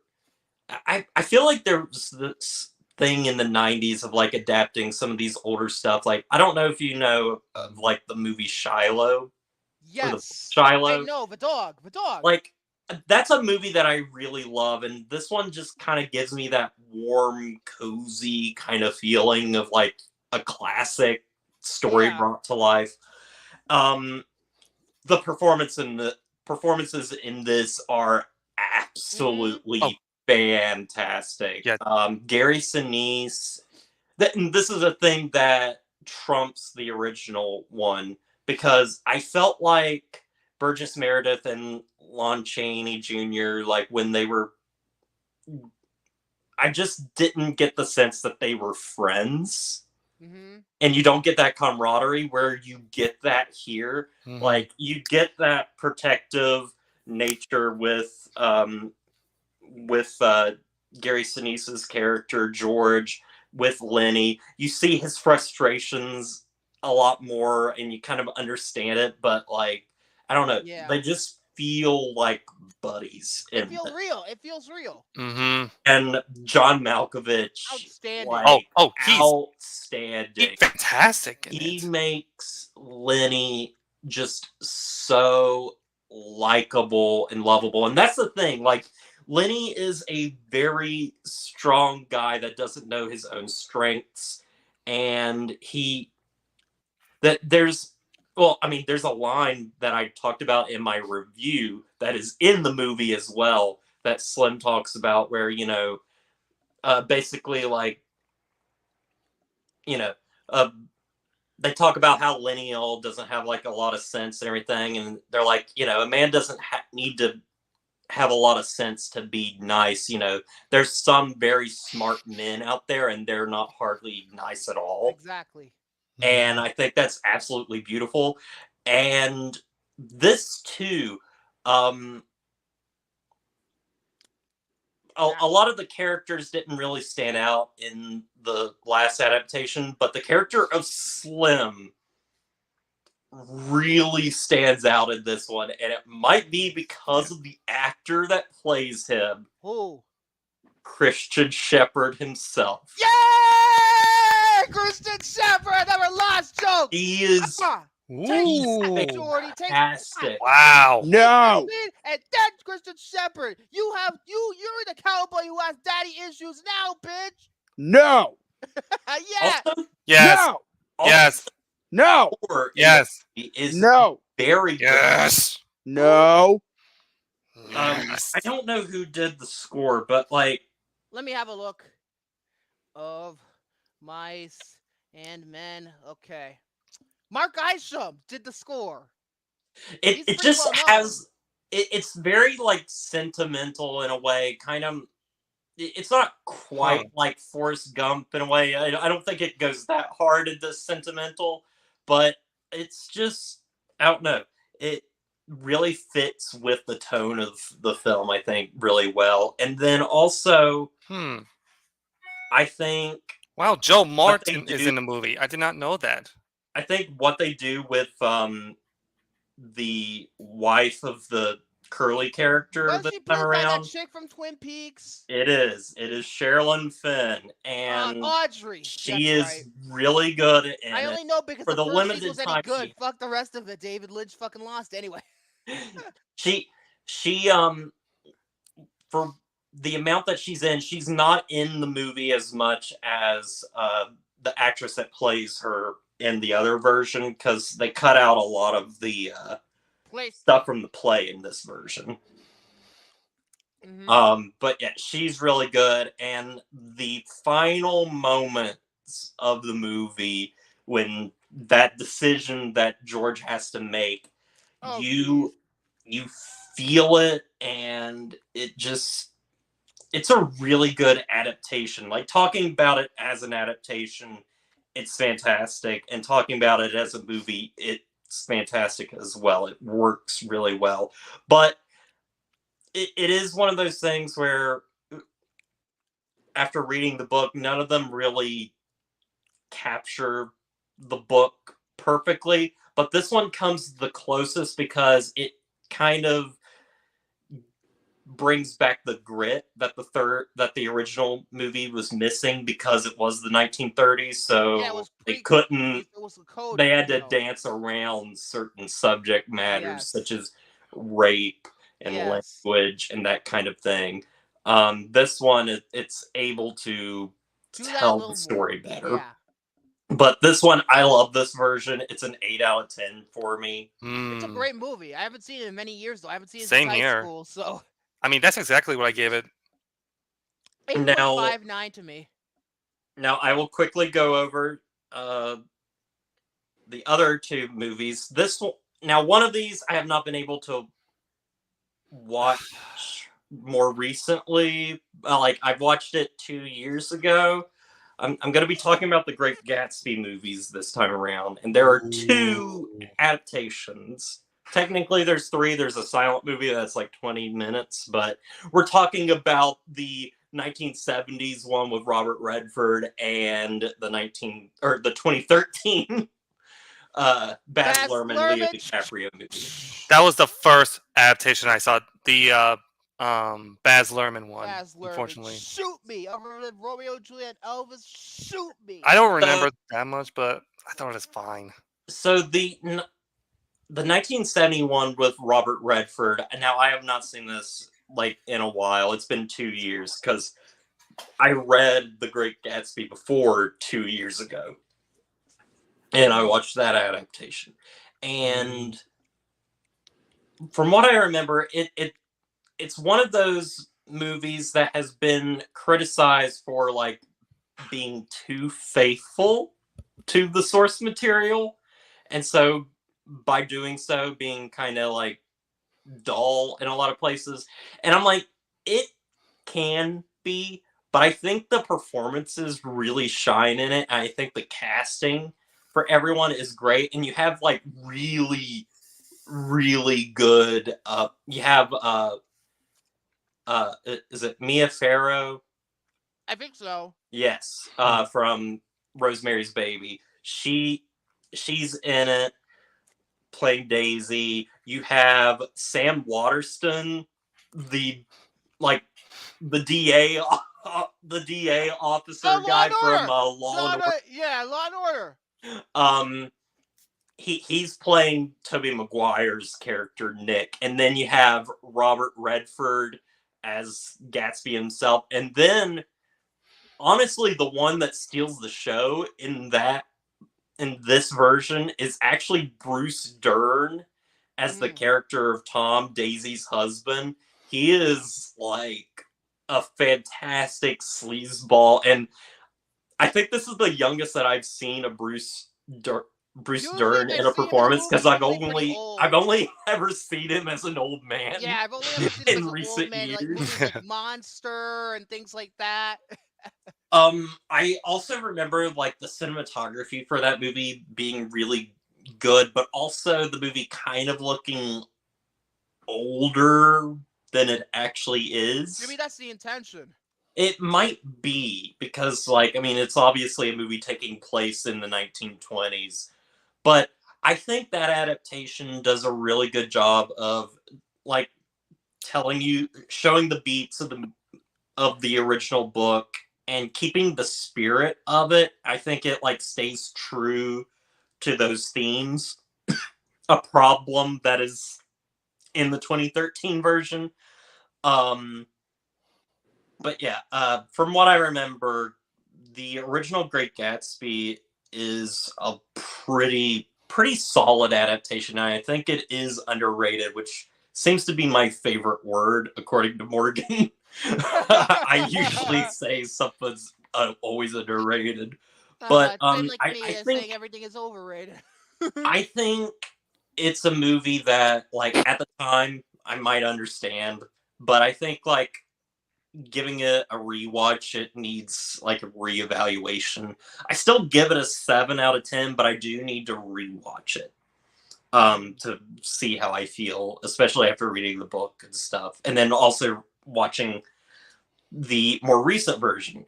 Now we get to the 2013 movie, AKA Shoot Me. and I have seen this movie once before. I saw it in theaters, actually. I did too. On a date with a girl that was really, really quite dumb. I saw it with my mom, actually, but in theaters. I remember just being very put off by Baz Luhrmann's style. Same at here. the time. I always because that was my first Baz Luhrmann film, and since then I've only seen 3 Baz Luhrmann films. I've seen this movie, Elvis, and then I also watched Moulin Rouge. And I will say, after watching Moulin Rouge, his for me at least, his style is almost tame. I mean, Jesus Christ! Like in Moulin Rouge is fucking unhinged in terms of his fucking style. It's too much. But I will say, upon this rewatch, because I talked about this with Elvis, where like it felt like he got it out of his system after like the first act. like Yeah. style. Like he just had to use that style. And then he finally calmed the fuck down. I kind of feel like it was the same way with Gatsby for a little bit, because the first act is like what am I watching? Oh my gosh, like there's just so much cutting, and it's like so much cutting, so much energy rap music that for a there's movie that's too much the fucking energy. 20. And that's the thing too. I know some people didn't like the musical choices. Oh god, I hated even in Elvis with the rap shit, it was terrible. Yeah, that really threw me off with the rap. I'm somebody that likes it because I think it kind of shows how Elvis's music is still like influential with. I understand the reason why you did it. Doesn't mean I thought it was any good. I don't get the rap at all. Fucking Jay-Z and shit. Jay-Z's soundtrack, like, it just kind of takes me out of the moment with the movies. But the one thing I can say with this movie is it's fun. It's fun to watch, but not to dwell on. And I think the performances are like all pretty good. Like, I like seeing all of these actors in these roles. I think the biggest thing with this movie too is I'm going to compare this to a movie that I like more than this movie. Okay. But it's kind of in the same way. 2013's Great Gatsby is the equivalent to Zack Snyder's Watchmen, in that it's a good adaptation of the story for the most part. It's an all right adaptation. I think Watchmen might be a Zack Snyder movie, so. But here's the thing too. I don't think Zack Snyder understands Watchmen. I don't think David Lindelof understood Watchmen either. Why would we be here? But yeah, I love I don't think he understood but come on, Watchmen. Was shit. But also, yeah, I don't think Baz Luhrmann understands The Great Gatsby, because the themes of that story get completely lost in the spectacle and the style of it. To make it matters worse, it was in fucking 3D. 3D. Yeah. It's a fun movie, but like it just has a lot of flaws with it too and everything. But it's a movie I would rewatch, but it's just like it's a little too much like excess at points. So I don't think I gave a rating for the other great, but I'll both of these movies I give a 7 out of 10 to. That's I prefer the Pitbull. I prefer the 70s one a whole lot more though. Oh my goodness. It's just a matter of preference, because I know there's a lot of people that do enjoy this version, but I don't know. It's just too much for me at times. And also like the themes that I love so much, they get lost. It's funny because Moulin Rouge literally shoves the themes down your throat practically. Yeah. He's like, oh, here's the themes. But I do like the. We're about to hit the 2-hour mark soon, so. I do like the look of the movie though. That stuff is pretty cool though. But yeah. Yay! That's all I got. Okay, we barely made it over 2 hours, so I think I'm going to take a 30-second break, and when we come back, we'll talk about why we're here, the fucking anniversary on the day of. But we'll get to that in about 30 seconds.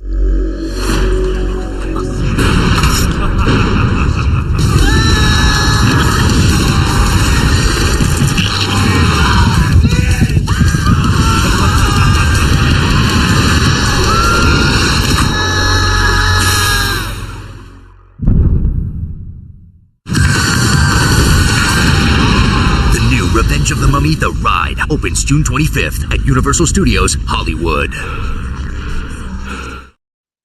I've never been on that ride. Okay, yeah. That was the fastest 30 seconds I've ever Universal seen in my Orlando. life.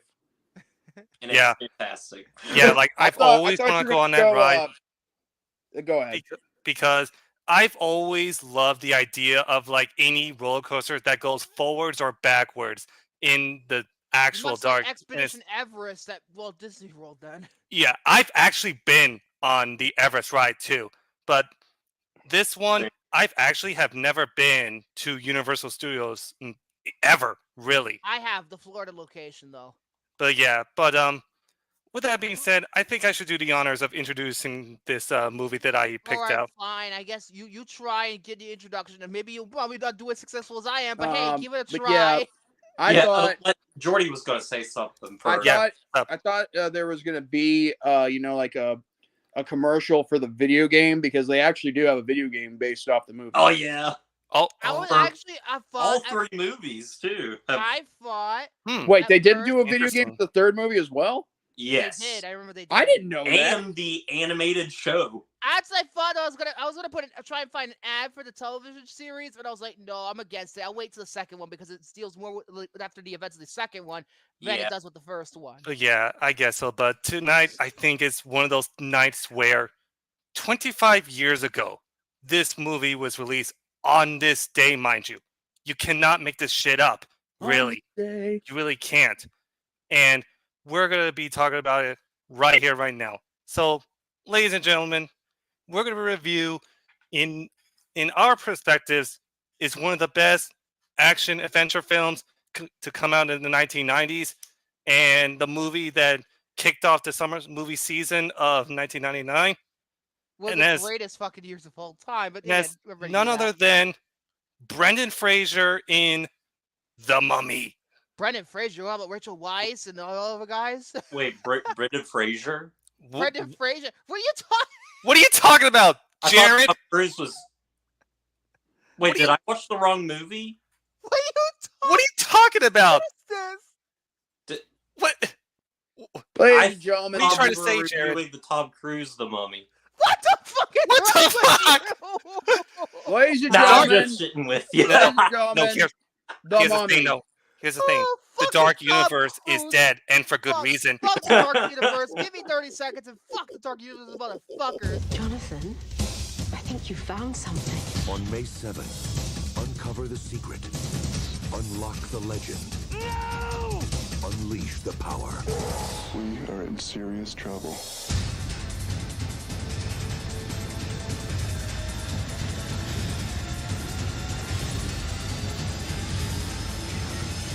The Mummy. He's here. Rated PG-13. Starts Friday at theaters everywhere.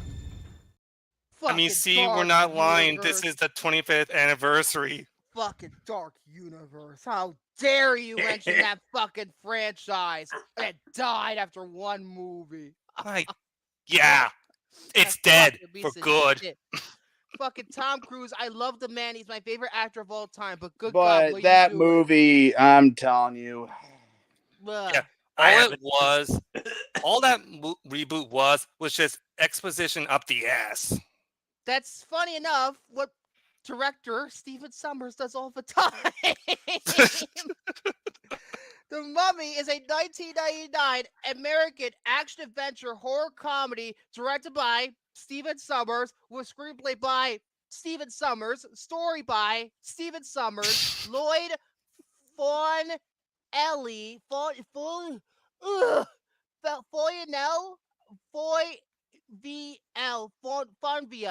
and Kevin Jarre. Produced by James Jackson, Sean Daniels, starring Brendan Fraser, Rachel Weisz, John Hannah, Arnold Vosloo, Kevin O'Connor, and Jonathan Hyde. It was released on May 7th, 1999, 25 years ago today, by Universal Pictures. Budget was $80 million. Box office was $417.4 million worldwide. The premise, if I can fucking find it, The Mummy is a rousing, suspenseful, and horrifying epic about an expedition of Oh my God. An expedition of treasure-seeking explorers in the Sierra Desert in 1925. Ha! I did not go 19 Achu. Fuck you too. Stumbling upon an ancient tomb, the hunters unwillingly set loose a 3,000-year-old legacy of terror, which is embodied in the vengeful incarnation of an Egyptian priest who has been sentenced to an eternity as one of the living dead. 62% rating on Rotten Tomatoes, 48% rating on Metacritic, 7.1 out of 10 on IMDb. I believe this is a 3.3 on Letterboxd, but I'm gonna make sure. I think it's 3.3. It's 3.5. Excuse me. It's 3.5. But you know what's so funny though? With the Yeah. recent re-release of The Mummy, like very recently, I'm pretty Yes. sure didn't it made like 1.2 million. It did very well. It did very well, considering, and I think Yeah, honestly, it's very since the Fall surprising. Guy bombed so bad, I wouldn't be surprised if it makes money this week if it's even still in theaters. Yeah. But get the nose together before I start talking. Anyway, let's start off by saying how I got introduced to this movie. Because when you were a kid and you're my age, around 24 to about 27, 28, you know that this movie repeated on TV all the fucking time. When I saw it, it was actually in October of 2012. Hurricane Sandy was about to hit our area. I think it might have just started that night. So I was watching ABC Family that night. It was part of their 13 Nights of Halloween had just started, and they were airing The Mummy. I was like, okay, I have nothing better to do. I'm not going to go to school tomorrow. Might as well watch it here. And I love the movie. I love the movie even from back then. I was only 12 years old, going almost 13 when I saw it for all the way through for the first time. And from that point forward, I think maybe in like my early teen years, where I didn't really know what was my favorite movie, this was one of my favorite movies. Honestly, like whatever was on TV, I used to watch it. I still have the VHS tape, but I got one like not too long afterwards. I think I bought that when I was like 13, maybe 14, and I love this movie. I love it. I love everything about it. I still love it to this day, even though I have some flaws of it now. But when I was a kid, this meant a lot to me. I don't know about you guys, but it meant a lot to me. Yeah, when I was a kid too, like I was introduced to this film. I was visiting family in Mississippi, and my uncle, he's not my uncle anymore, but he had a big like movie collection and stuff, and he put on The Mummy, and at the time I didn't get a chance to watch all of it, but I really loved like what I saw and everything. And so when we got back home and everything, I had mom and dad like buy me The Mummy, and then we also bought like The Mummy Returns, and I watched both of those movies like religiously, like on repeat. So like I just have always loved this movie. I don't think I've ever seen Returns all the way through, and something scares me about doing so because of the CGI at the end of the movie. Yeah. I recently saw both of these movies in 4K. That looks in 4K. I can attest to it because I've actually saw the Mummy sequels.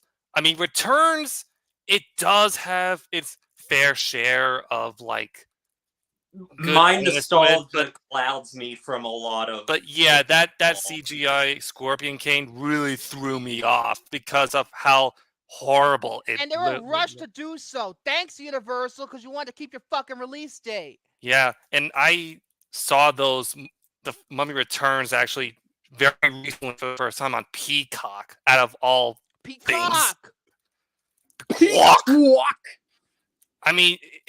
That movie does not even like hold a candle to the original, obviously. Yeah. But about Tomb of Dragon Emperor. Oh, Dragon Emperor! God. Yeah. Freaking Gabriel Eula, what were you doing in that movie? Here's the thing.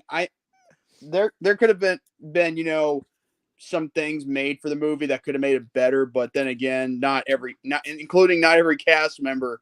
And I mean, one of them were not in the movie. Oh, God, we are. She turned it down for a reason because she thought the script wasn't good. Apparently. Yeah, like one look and boom. To Anyway, be honest with you, I think she was right. So yeah, You know, going but back to the first film now. But here's the thing.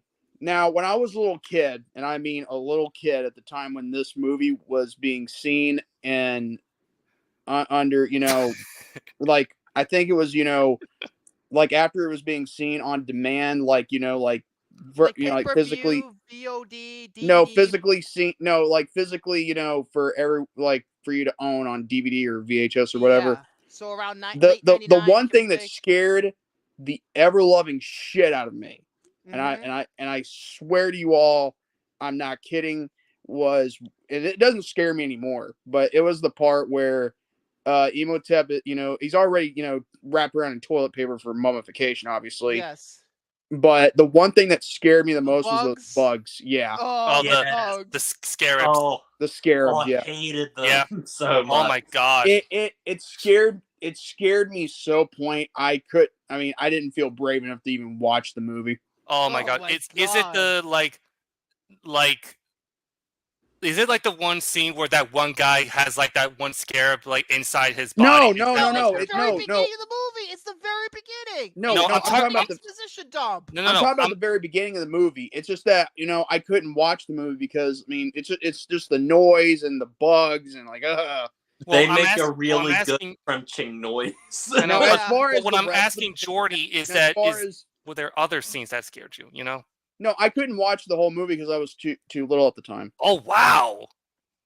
Then again, it's got a PG-13 for a fucking reason. I mean, I was like probably 4 to 5 years old when it Yikes! was I was released. much older than that when I first saw it. I mean, I was 4 years old, obviously, but when it was showcased like on DVD or something, I think when my parents were watching it for the first time, I don't know if I don't think they ever went to the theaters to see it, but if they did, I'll have to ask them. But regardless, I couldn't watch the whole movie because I mean, of that certain, you know, scene right there, it just scared the ever loving shit out of me. Yeah. But as I got older, I kind of tend to understand it's not a horror film. It's basically, you know, an action adventure film with a little bit of, you know, thrills and chills and all a that. little bit of horror elements in there, but not too much. It's not like gore. It's to be not specific. gory. It's PG-13, so you're gonna have to tone it down with the blood. But like, there's horror elements and like there's jump scares at certain points. Oh my god! And in fact, the jump scares. The thing is, the jump scares don't even get to me. I mean, you want to see a I'm jump very scare. sensitive when it comes to jump scares. So You know what a real jump scare is? Yeah. You want to know what a real jump scare is? When Kurt Angle's looking for John Cena in the back, and all of a sudden John Cena pops out of nowhere. Who the fuck? Wait. Who the fuck? Stephen A. Smith. Go away! No, David! You get out of here! You get out of here! You precious parent is always. You get out of here! This is our show! No! You get out of here! Go away! Oh, God, here we go again. Yeah, get scared by the mummy. Oh! Good lord. You freaking freckle-faced troglodyte. Let's see. Well, if David were to see the mummy, he would be shitting his pants. Oh no, he was shitting his pants the whole movie. Dude, no, literally, he would. Thought right now because of that cocksucker. So the movie, I think, is a great representation of the action adventure genre. To me, this felt like in my life, the Mummy felt more important to me than Indiana Jones. Remember, I had only seen Kingdom of the Crystal Skull in the theater. I didn't see Raiders until much later on in my teenage years. So the Mummy meant a lot to me when it comes to adventure movies like this. It's basically like a fourth Indiana Jones movie before a fourth Indiana Jones. Exactly. Exactly. I mean, this movie has so much thrills, so much excitement. Nothing really in the movie feels like boring to me. I feel like it's just such a great representation of what the action adventure genre could do. This kind of movie doesn't really get made anymore. And I think it kind of, in a way, is sort of like, it's a reimagining first and foremost. It's nothing like the original 1932 film that this is based on. It's almost nothing compared to it. Now, it's really its own thing. I think I finally got back to what I was trying to say. Mhm. Yeah. So as I got older, like I said, a real jump scare is when Kurt Angle's trying to find John Cena in the back, and all of a sudden John Cena pops out of nowhere, just to beat on Kurt Angle.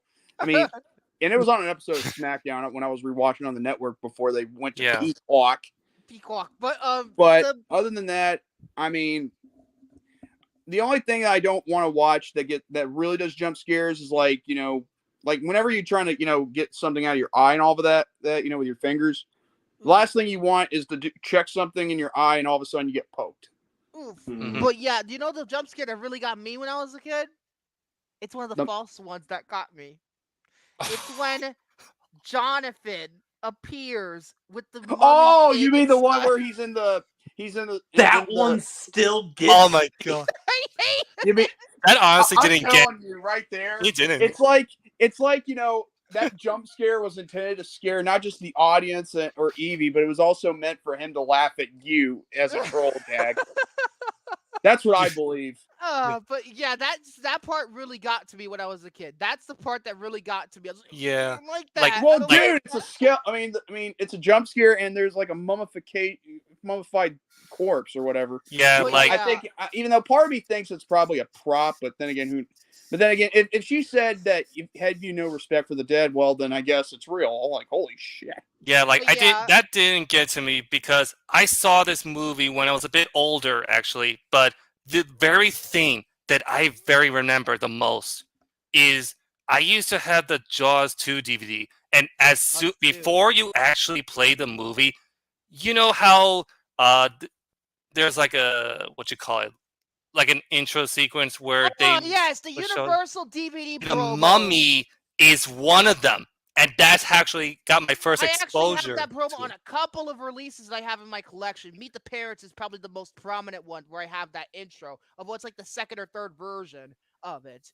Yeah. But I remember that promo, and the Mummy was one of them. I think it was version 1 where that was appearing on. But It was too, and as someone who actually has seen the Boris Karloff version and the Stephen Sommers version, I do think I do prefer the Stephen Sommers one a bit more because it has a lot more comedy into it, and that's what I really leads appreciate. me to. I know it's a little bit off metal because we haven't really talked about the characters yet, but let's put it. I'm gonna get this out of the way right now. Jonathan is my favorite character in the entire movie. Yes. He's always been my favorite character. He is so Yeah. good. He is Yeah. so funny. He's I hilarious. think my favorite character is obviously Rick O'Connell because, I mean, let's just be honest, with Brendan Fraser, I'm telling you. This movie brought him to the A-list. Yeah. Yeah, it George did. the Jungle did well, but this did even better. Oh, there you are. Don't play hide and seek with me. Let's go. Whoa! But yeah, this movie brought him to the A-list. This really did. It Yeah. really It did. Yeah. pivoted his And plus, career. it was, it's not just that. It was also the fact that, this was pretty much a real great main role for him to have, This is a role he was born to play. He was born to play this role. Like Now with basically the Han Solo-esque hero. I say Han Solo-esque because he's kind of like Han Solo, let's face it. But but he's great. He's great in the movie. He is so good. So with that, and here's the thing. The one thing I loved about this story was the fact that it does not waste any of your time. It doesn't, it doesn't, bore you. I mean, everything is just there, right place, right time for every scene that is done. I kind of like the fact that, it told a story about how someone so evil from 3,000 years ago was, and this is like before Christ, and like, holy crap. And then so as soon as we get to there, we find out why it's called the Mummy, because it's based around one guy who was trying to, again, it's not just take over for, Egypt, but the world essentially. And it was all because he was, obsessed with his, his love interest at the time. Yeah. But then it all builds up and everything, comes to the final moments of the film. I mean, let's be honest. It's a film that should not be taken for granted. I mean, even if the third film of this universe is a piece of shit. Oh, just for you, this piece of fucking shit is my an gosh. understatement. Like people say that like the 2017 version is worse. No, wait till you see Tomb of the Dragon Emperor. That is awful. Just so. Look, I can simply say that the Tomb of the Dragon Emperor and the reboot in 2017 are both equal in my view. I have a feeling that they had a good thing while they had it, but I say Tomb is worse. Like the Mummy now, like the Mummy, nobody thinks about the original Universal Monsters movies from the 30s. They think about this movie. They think about they do. It's like the most popular one. In fact, here's another thing I also discovered that even hold on a second. What else do they have here? Hold on. They even had a Hammer series for this too. Yeah, they did have a Hammer series. They had one in 1959. Then they had The Curse of the Mummy's Tomb, The Mummy's Shroud, and Blood from the Mummy's Tomb. They had a Hammer because Hammer used to do a bunch of the Universal monsters. Yeah. Oh, and by the way, guess who was in that Mummy movie in 1959? Wait for it. It was freaking Peter Cushing and Christopher Lee, as always. Yeah. Yeah. Mm-hmm. What is it? Hammer. The Hammer. I mean, I'm telling you, they really put a lot on their backs. The Mummy, Frankenstein, Dracula. Yeah. I'm telling you. Yeah. If anything, they should have had most of their movies, like very well known, except not a lot of people know about them. Mm-hmm. But the movie, I think, like, again, the action when it happens, it's really well done. For even like the opening scene with the Legionnaires just shooting the fuck out of the fucking people trying to, that scene is cool. Let me say this. There's a reason for that. Because again, I mean, it was influenced under the, the curse or the, or the plague that, Imhotep had been bringing. And that's the name of the mummy, just so we're clear. Yeah, Imhotep. Imhotep. And that's Jonathan. Oh, yeah, Jonathan. Well, at least he prevented himself from getting stabbed and all that. Unlike the library, owner. Oh my god, I fucking love Jonathan as a character. I fucking love him. He makes me laugh. Everything that comes out of his fucking mouth is just gold. It's comedy gold. He's hilarious. But with now regarding the whole shooting scene, like even with the car and all that, yeah, I'm telling you, I'm in my head thinking like, dude, just run them over. Even if they don't understand what they're being possessed by, I don't care. If you're in my way, then you're gonna get run over, bitch. Yeah. But yeah, also too, I think that a lot of the heavy lifting in the movie is because of the cast. Yeah, if it is. wasn't for this cast, if it wasn't for these three leads, I think the movie would have done a hell of a lot. 4. You mean 4? Technically 3. No, wait. No. I think it was. Well, it's 3, but it's also 5 as well. If you're not counting Ardith. But like the Mummy, I consider the villain, so he's not exactly the lead of the movie. Yeah.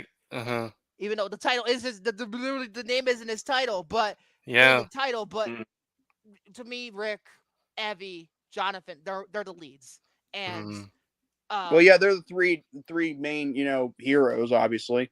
And this is one of those things where their chemistry between the three of them, and even the other members in this cast, are really, really good. You don't really see this much chemistry between an entire ensemble cast, at least not in a good while. Like even like characters like Benny. Like okay, okay. Can we just talk about him? No, Benny is my favorite character. I changed my mind. The last minute. Well, if you're talking about a guy who is a very despicable piece of shit who will do anything to save his own skin, but he's a funny piece of shit. Yeah. Yeah, he is. I'm not gonna lie, he is. I'm just simply. My favorite part with him is when he has all of you mean the necklaces from different religions. Yeah, he's like okay. First, he's trying to be first Catholic.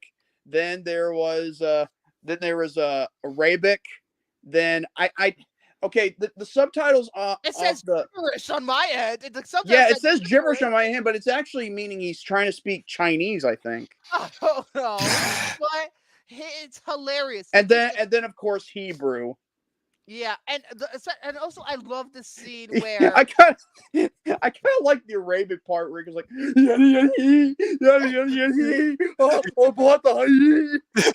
speaking gibberish. I love the part where Speaking of gibberish, Rick yeah, I know, right? Rick tells him on the boat there was like, okay, I'm gonna go find I forgot what he says exactly. I'm gonna go find something, and he jumps off into the water, and then No. I know what he says. Oh, Cuddle, what do I do? Oh, right here. I'll go get help. Right. Yeah. And then he just looks at it on the way, and then he jumps off the boat. And that you're talking about the warden, of course. Yeah, the warden. The warden. The warden is another one of my favorite characters. He is so fucking funny. Literally, it's a shame. It's a shame what happens to him. You know, like we don't even hit the first. I don't think we don't even hit the first 40 minutes, and yet I think his character gets killed off. About 45 minutes in the movie. But I love the scene where Evie tries to buy Rick out from him. I love that scene. I kind of like it when he's like, with his voice, like, where are they taking him? To be hanged. Apparently, he had a very good time. Yeah. And then you have Evie with the bet. And then I think it's 20,000, 21,000. I think it's 22,000 they agree about. He's like, 22, deal. And she's like, deal. I was like, eh? He's all like, it's fucking hysterical. And then you would see Rick's hair all messy up his shit. Like he kind of looks like his hair looks like from George of the Jungle. Oh my god! It looked like he was. It looked like he was preparing to do production of George of the Jungle. Yeah, the scene where he was behind those bars, and you could tell all the hair all messed up. It kind of reminds me of George of the Jungle. And when he's hanging, it feels like he ain't watching out for that tree now. But yeah, the warden Or how about this one? Watch out for that noose. I know that's funny and dark at the same time, but still. But in terms of there's a couple of scenes it's very action oriented in the first half, very action oriented where they're just getting in shootouts because they want the treasure and things. Other people want the treasure, and other people are trying to protect the curse from happening. And then when they get to the actual place where the place, what's the name of the place? Hamanatra. Yes. Yeah. And they actually try to get in, try to investigate the place, and then when shit finally hits the fan, exactly an hour into the movie never ever lets up from that point forward. It never. Well, lets that's up. because if it didn't let up, I mean, what would be the point? I mean, literally, people get. This is a movie that's talking about. This is a movie that's talking about once you open, Pandora's box, or simply unleash, Emotep's, sarcophagus. Book of the Dead. Yeah, with the Book of the Dead, then shit gets real. Yeah. Speaking of the Book of the Dead, don't ever hold back. Well, speaking of the Book of the Dead, I wonder if it reminds me of a certain Necronomicon. Yeah, because it's called the Book of the Dead. But the movie, it never really lets up, and to the point where there's certain scenes that are always gonna stand out in my mind, particularly anytime with the sand. The sand. Yeah. That shit was so impressive to me when I was a kid. You just said sand. Oh, fuck episode 2, motherfucker. Oh my god. No. What about sand?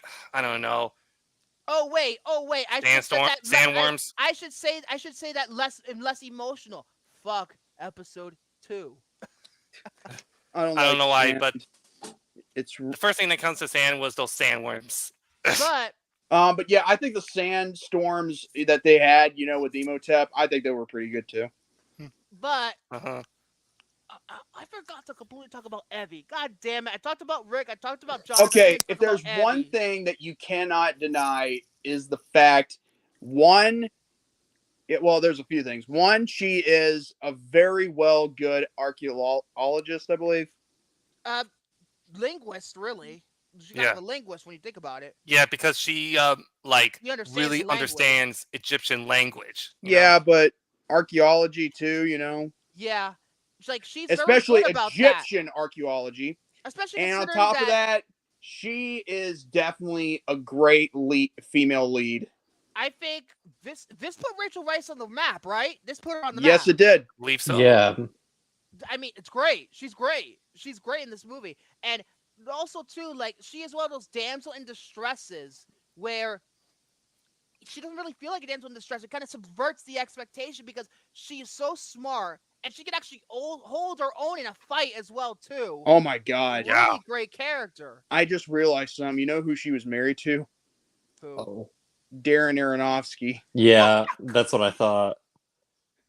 Fuck. She was during The Fountain. No, That's right. Fuck. Well, it's a good Darren. thing. And I mean, was married to him.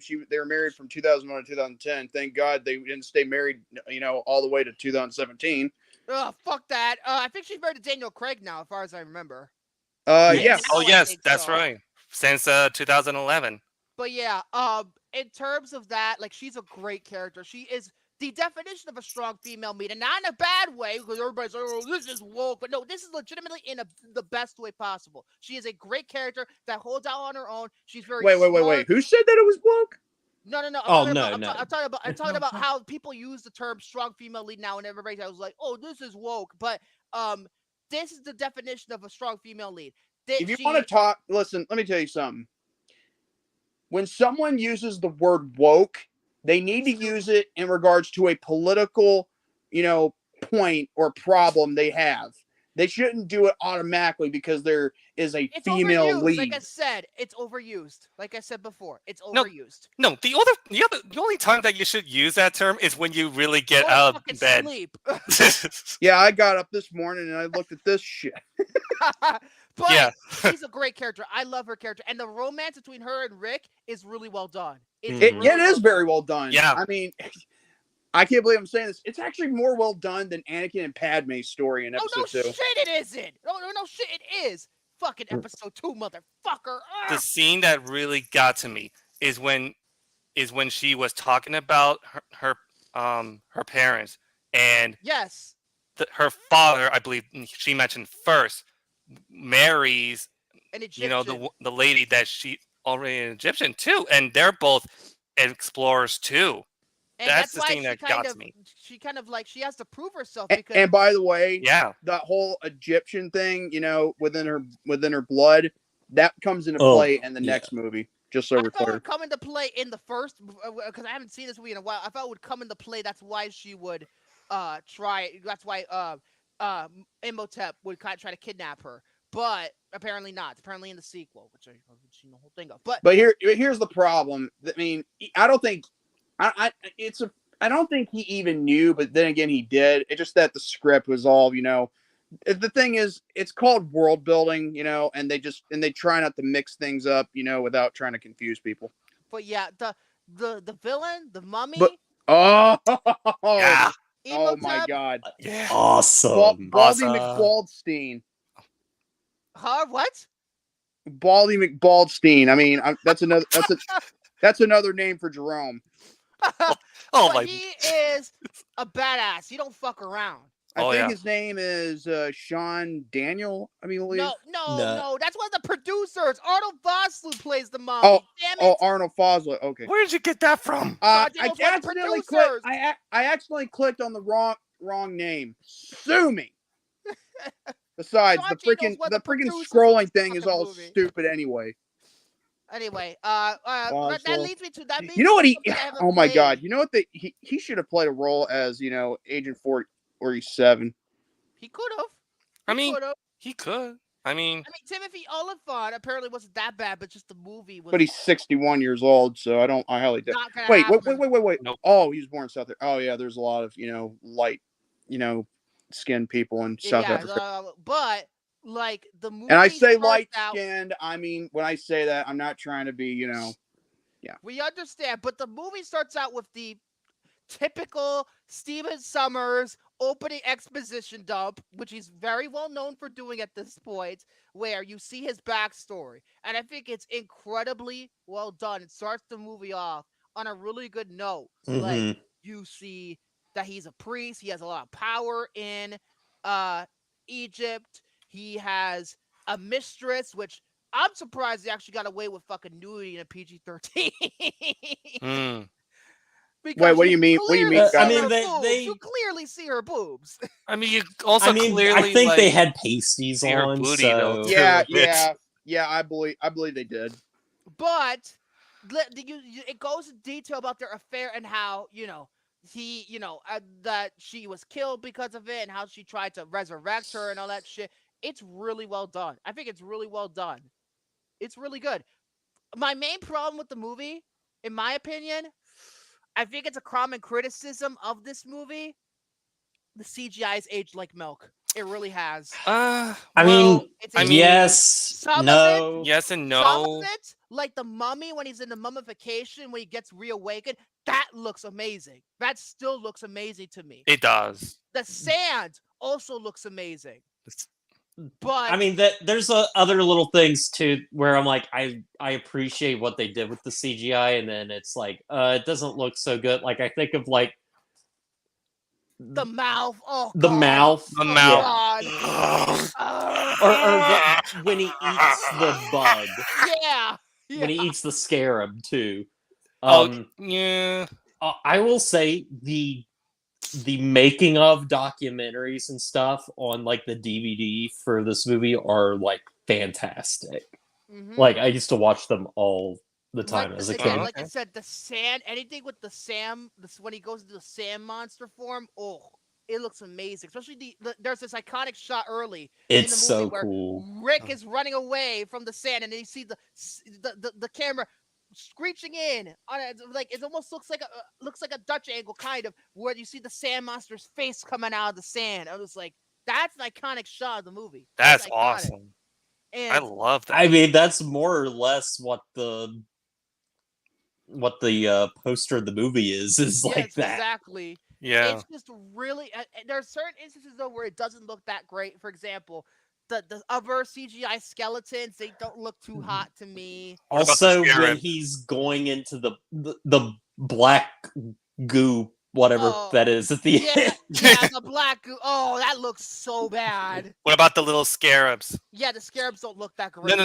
either. I'll say this: the scarabs look better than that one spider in Madame Web. Oh my God! What about the purple shit? Whenever they were trying to resurrect the mistress at the beginning, the purple dust thingy, purple goo, Yeah, whatever. Yeah, like it that is. purple gas thing, whatever it is. Yeah, I some of it really does hold up, like the CGI with the when the mummy is reawakens. That shit to me still holds up, but there's certain instances where it doesn't look too hot. Although it's better than the sequel. I'll tell you about right now. The CGI holds up better than the yeah. That Scorpion King, man. God. Even when they you wanna know redo what's so the funny? sand thing with the water is, You know what's so funny? I actually saw some videos on YouTube where they actually re-edit the special effects for the Scorpion King within the Mummy, the Scorpion King, obviously, or Return of the Scorpion King. Is that what it's called? The movie, the spinoff, the Scorpion King. Yeah. The Scorpion King. No. The Mummy sequel. It's just called The Mummy Returns. It's just that. Oh, The Mummy Returns. Okay, I thought it was...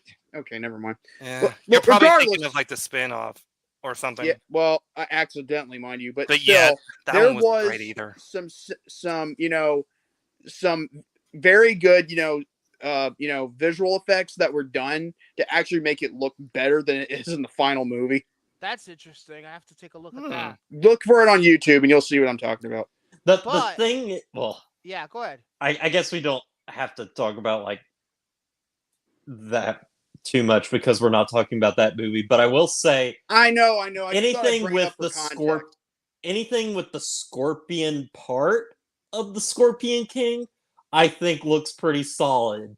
It's just when you get to like this part with the rock, Hold on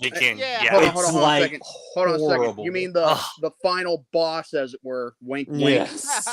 Oh my But gosh, yeah. it looks horrible. But yeah, the music.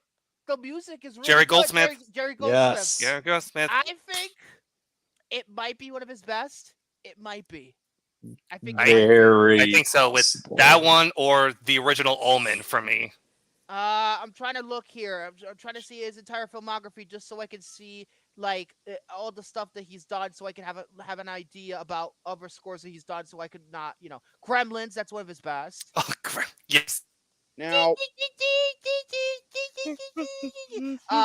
he did Small Soldiers, ironically enough, which I just saw for the Kirsten marathon. He did Mulan, Star Trek: First Contact, Congo, the Sesame Cake, Hollow Man.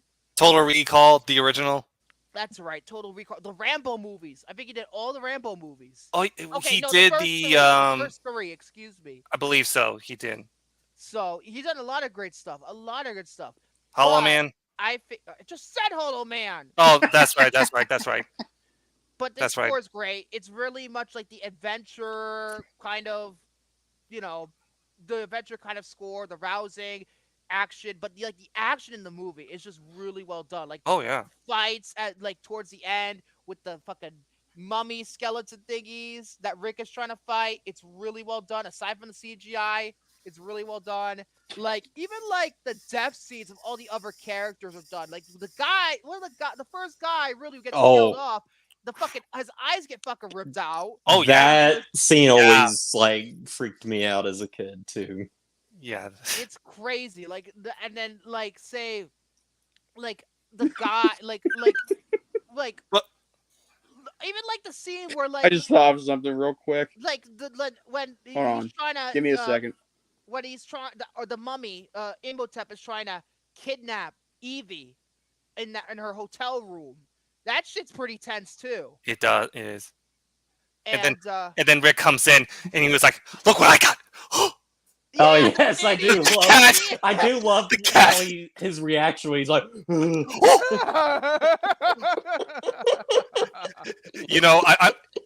I wonder if Imhotep got PTSD from fur technology.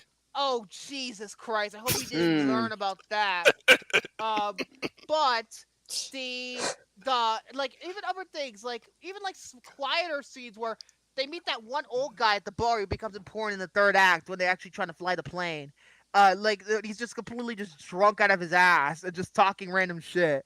And they're just trying to okay. And then when Jonathan tries to make a bet out of everybody else on the boat that they're gonna find the treasure first. Okay. Okay, you know what? This is what I think of what David just did earlier, and this is what I plan on saying to him if I ever meet him in person. What? I'm gonna kick your ass. But I do believe that the third act is really great, but the plane scene is, again, with the sand stuff, that so good. It is so good. And Stephen Sommers had only done 3 movies up to this point before The Mummy. He did The Adventures of Huck Finn with Elijah Wood. Yeah. He did the 1994 Jungle Book, which is the first attempt by Disney to do. I used to watch that a lot. And then Deep Rising, which I've never seen. But Deep Rising and this, I think, have a lot of things in common. They're both kind of like creature features in a way. And this is kind of the perfect evolution of his career. It's just too bad that he really didn't make it as good as this movie was. It goes without saying, this is his best work. It goes without saying. Because The Mummy Returns, a lot of people are iffy on that movie. Van Helsing is a guilty pleasure. However, I can acknowledge I'm mixed on returns on that one. I enjoy Van Helsing. I acknowledge it's not a great movie. A lot of people don't like it, but it's a guilty pleasure of mine. What do you do after that? Oh, G.I. Joe. G.I. Joe. The Rise of Cobra. And then his last one is Odd Thomas, which I've never seen. I think I've heard is pretty all right, I guess. But yeah, maybe G.I. Joe. Good lord. It's pretty sad what John and Chu did a better job with Retaliation. Yeah, I know. I like the sequel better than the first one. I know, but this he never really made it as it was with this movie, because I think it was a lightning in a bottle production. Apparently, it was a very troubled production. They were like the crew was like exhausted like by heat because the heat was so hot. They were filming in fucking Morocco, and the heat was so bad it led to like delays and things like that. It was just like it was a very difficult production, but like it was just like really, really well done. It's a lightning in a bottle. It really was. It was like a lightning in a bottle. ILM's work was revolutionary for the time. And, you know, it's just really, really well done. And believe it or not, I want to say this right now. Test audiences, they hated the movie. They hated really? No, I want to correct myself. They hated the title because it conjured up negative impressions of an old horror film. But the studio decided to say they would redefine the myth with the film rather than change the title. And when they took an ad out, Universal took an ad out for the Super Bowl to promote this movie. That's when Stephen Sommers reversed discussion of the film's prospects, and the movie was like they were concerned that the Phantom Menace was going to be at the box office because it was going to open originally the same day as the Phantom Menace, but they pushed it forward 2 weeks so it wouldn't, you know, compete with Phantom Menace, and it did well. You don't know how much it made it. Even like by $99, it's really impressive. $43 million. It was the 9th biggest opening weekend of all time back when the movie came out. The 9th overall best opening weekend of all time. That's impressive. That's how you know it became a global phenomenon right then and there. It's a swashbuckling, action-packed, like with great characters. It is so well done.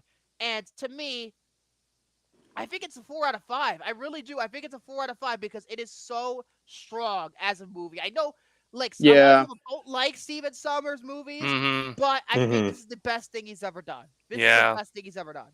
Agree with you. I'm giving it a 8 out of 10 or 4 out of 5. Same here. It's fantastic. What about you, Jordy? Flawed but fantastic. I give it a 4.5 out of 5. Okay, nice. so wait a minute. The streak has been broken. Me and William do not have the same fucking score for once. He gave it a 4. I gave it a 4.5. It's over. The curse is over. We've been having this for weeks now. And us giving the same fucking score to a movie. And now we finally broke it. It's broken. The curse is broken. The curse is broken. They finished the story, but I love the movie. I think it's one of those things where I could just go back and rewatch all the time. It's so rewatchable. That's the thing that I gave it a 4.5. I did give it a 4.5. I gave it a 4.5. I said 4.5. Did I? I did hear 4 because that's when I agreed with you, and then I gave a 4. Fuck, my nose is fucking killing me. I hope I don't fucking sneeze by the end of this video because we're almost done. Oh God. But I love the movie regardless. I think it's legitimately one of the most the most rewatchable movies that we've ever done on the show. And it's the fact that we're commemorating the 25th anniversary literally to the day, I think is really exciting. So check it out. I think everybody's seen the movie by now, though. I think everybody has. Yeah. So I guess wait. Will! Oh, bullshit! Oh, that leads me to one more thing. There you go. That leads me to one more thing. What? Should we do The Mummy Returns? I don't know. You know what? It wouldn't be fair. It wouldn't be fair. We've talked about it so much. We did on talk here about we it. might as well put it in there. Yeah. But after that, I think we're not. at least but if one. it gets, so. but So if it gets, we're not doing Tomb of the Dragon Emperor. That's for fucking sure. That's what I'm I was gonna gonna- watch. that's No what I way. was Just gonna the say. 2 Stephen Sommers. No That's fucking what I was gonna Ron say. Cohen We're fucking not gonna. bullshit. We're not gonna do that on the show. If we're gonna do it, we'll probably do it, on our own channels with our own perspective reviews of it. But other than that, I would rather jump off a cliff and watch Tomb of the Dragon Emperor. Oh my gosh. Like that can be arranged. Victor. Jet Li, what were you doing? Jet Li, So- more like Brendan Fraser. What were you doing? Yeah, and Maria Bella. Why were you thinking replacing Rachel Weisz? I think she's a good actress, but my God. And let's not forget, Rob Cohen directed it. Oh, Rob Cohen. God. Ugh. And literally the screenwriters. I think the screenwriter did something I really don't like. Let me have a look. Yeah. Tomb Like, of the Dragon Emperor. Who wrote and this? I remember Oh too, my like, God, it's written by the guys who created Smallville. What the fuck? whoa. And the guys who did Wait. Wednesday. Starring Tommy Wiseau, line coordinator Tommy Wiseau, unit production manager Tommy Wiseau, caterer Tommy Wiseau. What's this about? I guess because I was saying Stephen Sommers' name because he wrote it, directed it, did the story. What is this? Wait. What is this? What does this cockhound has to say here? What cockhound? Okay, I'm sorry I did that to you tonight. I just wanted to say hi and make a surprise for yeah. Is that better? Is that about what? Yes. Yes, better? it's better. Is that better, Jordy? Is that better? Yeah, don't worry. We'll find David like an English teacher just to practice his English. All right, here we go, everybody. No, he doesn't. No, he doesn't need an English teacher. I mean, I think he needs a better tongue because of that speech impediment. Oh, jeez. Let's spin the wheel right now because I just set up for the Mummy Returns. It could be anything. Jose, shut the fuck up. What the Jose? Oh, cheap. That's right. Okay. Let's go ahead and spin the wheel. Hopefully, fate doesn't bite me in the ass. 3, 2, 1, now. Okay. Is it gonna bite me in the ass? It's not gonna bite me in the ass. Is it gonna fucking fuck me in the ass? What is it? Varsity Blues.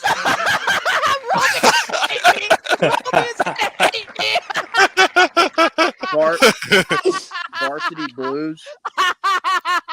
Directed by the guy who did Ready to Rumble. This is for the same director as Ready to Rumble. It's a football William movie. just said that. Oh my God. I never seen this movie. Now because he fucking despises this Me neither. I've never seen Varsity Blues. Wait, I've never seen it. I just know it got a 4K. Wait. Who despises it? Romy does. He hates Varsity Blues. He hates that movie. Oh. And guess what? Yet another 1999 movie. So it's the 25th anniversary of the movie. Oh my God. The more First you know. Iron Giant. No. Hold up, guys. First Iron Giant, now the Mummy, and now this. And yes, there is a 4K out of it. Yep. For Varsity Blues. Wait a second. What would happen? What would happen if we did it for a fourth week in a row where we do a 1999 movie? Maybe, I don't know.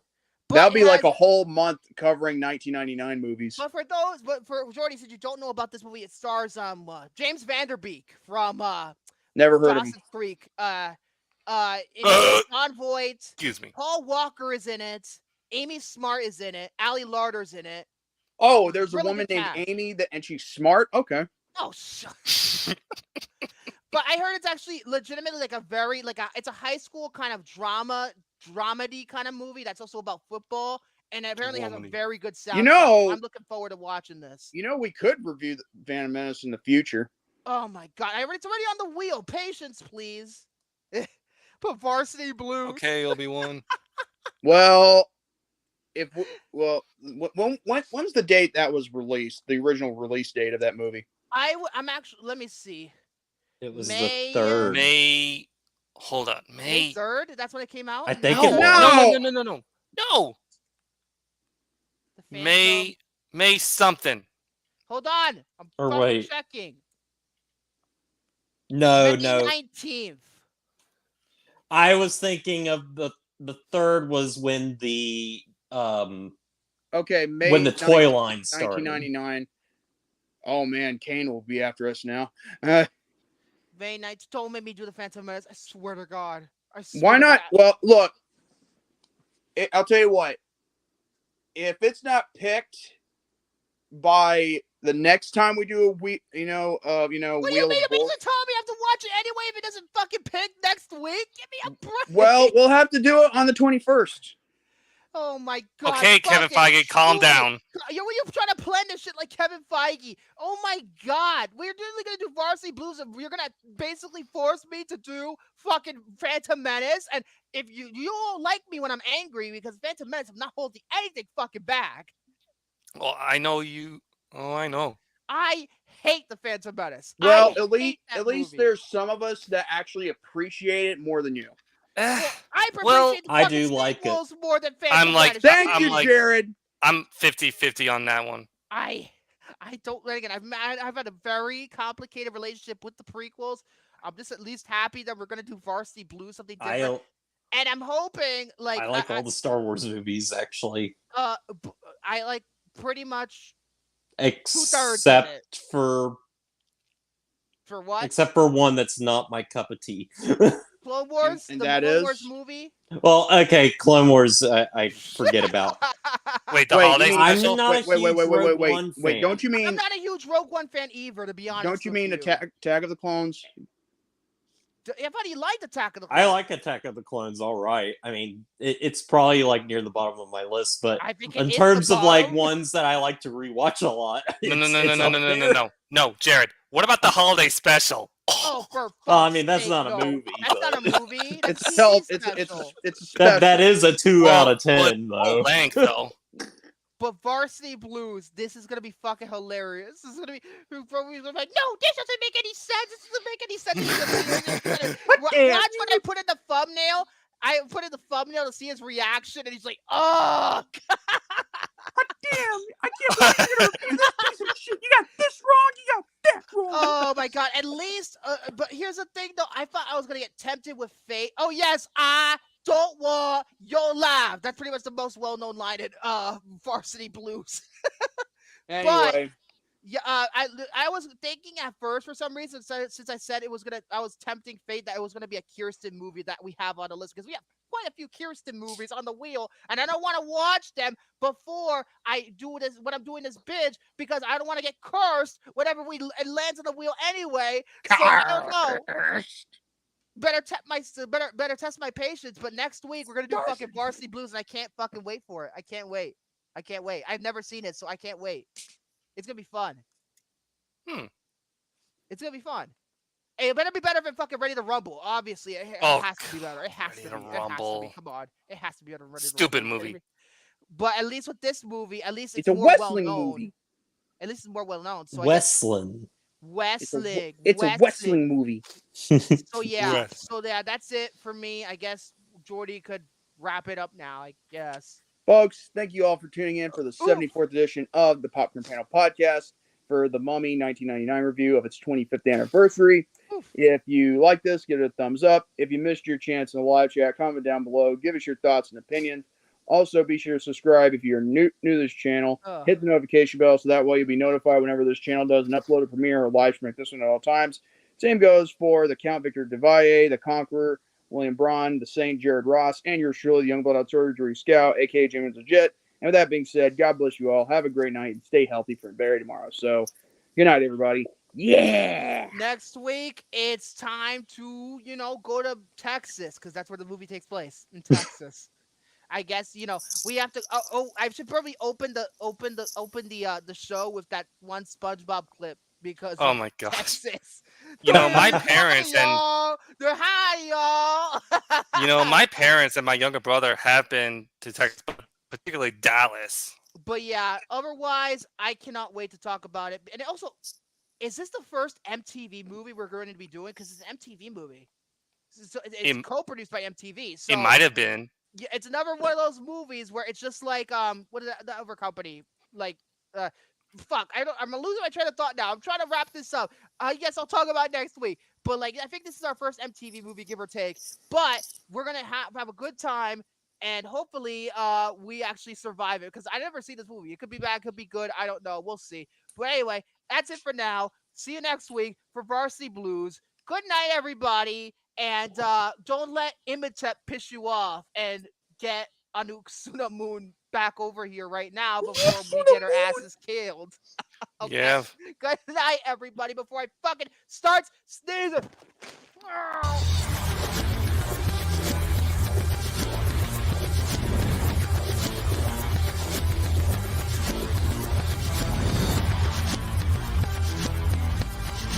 Rockwell, Maine in 19... True Moon!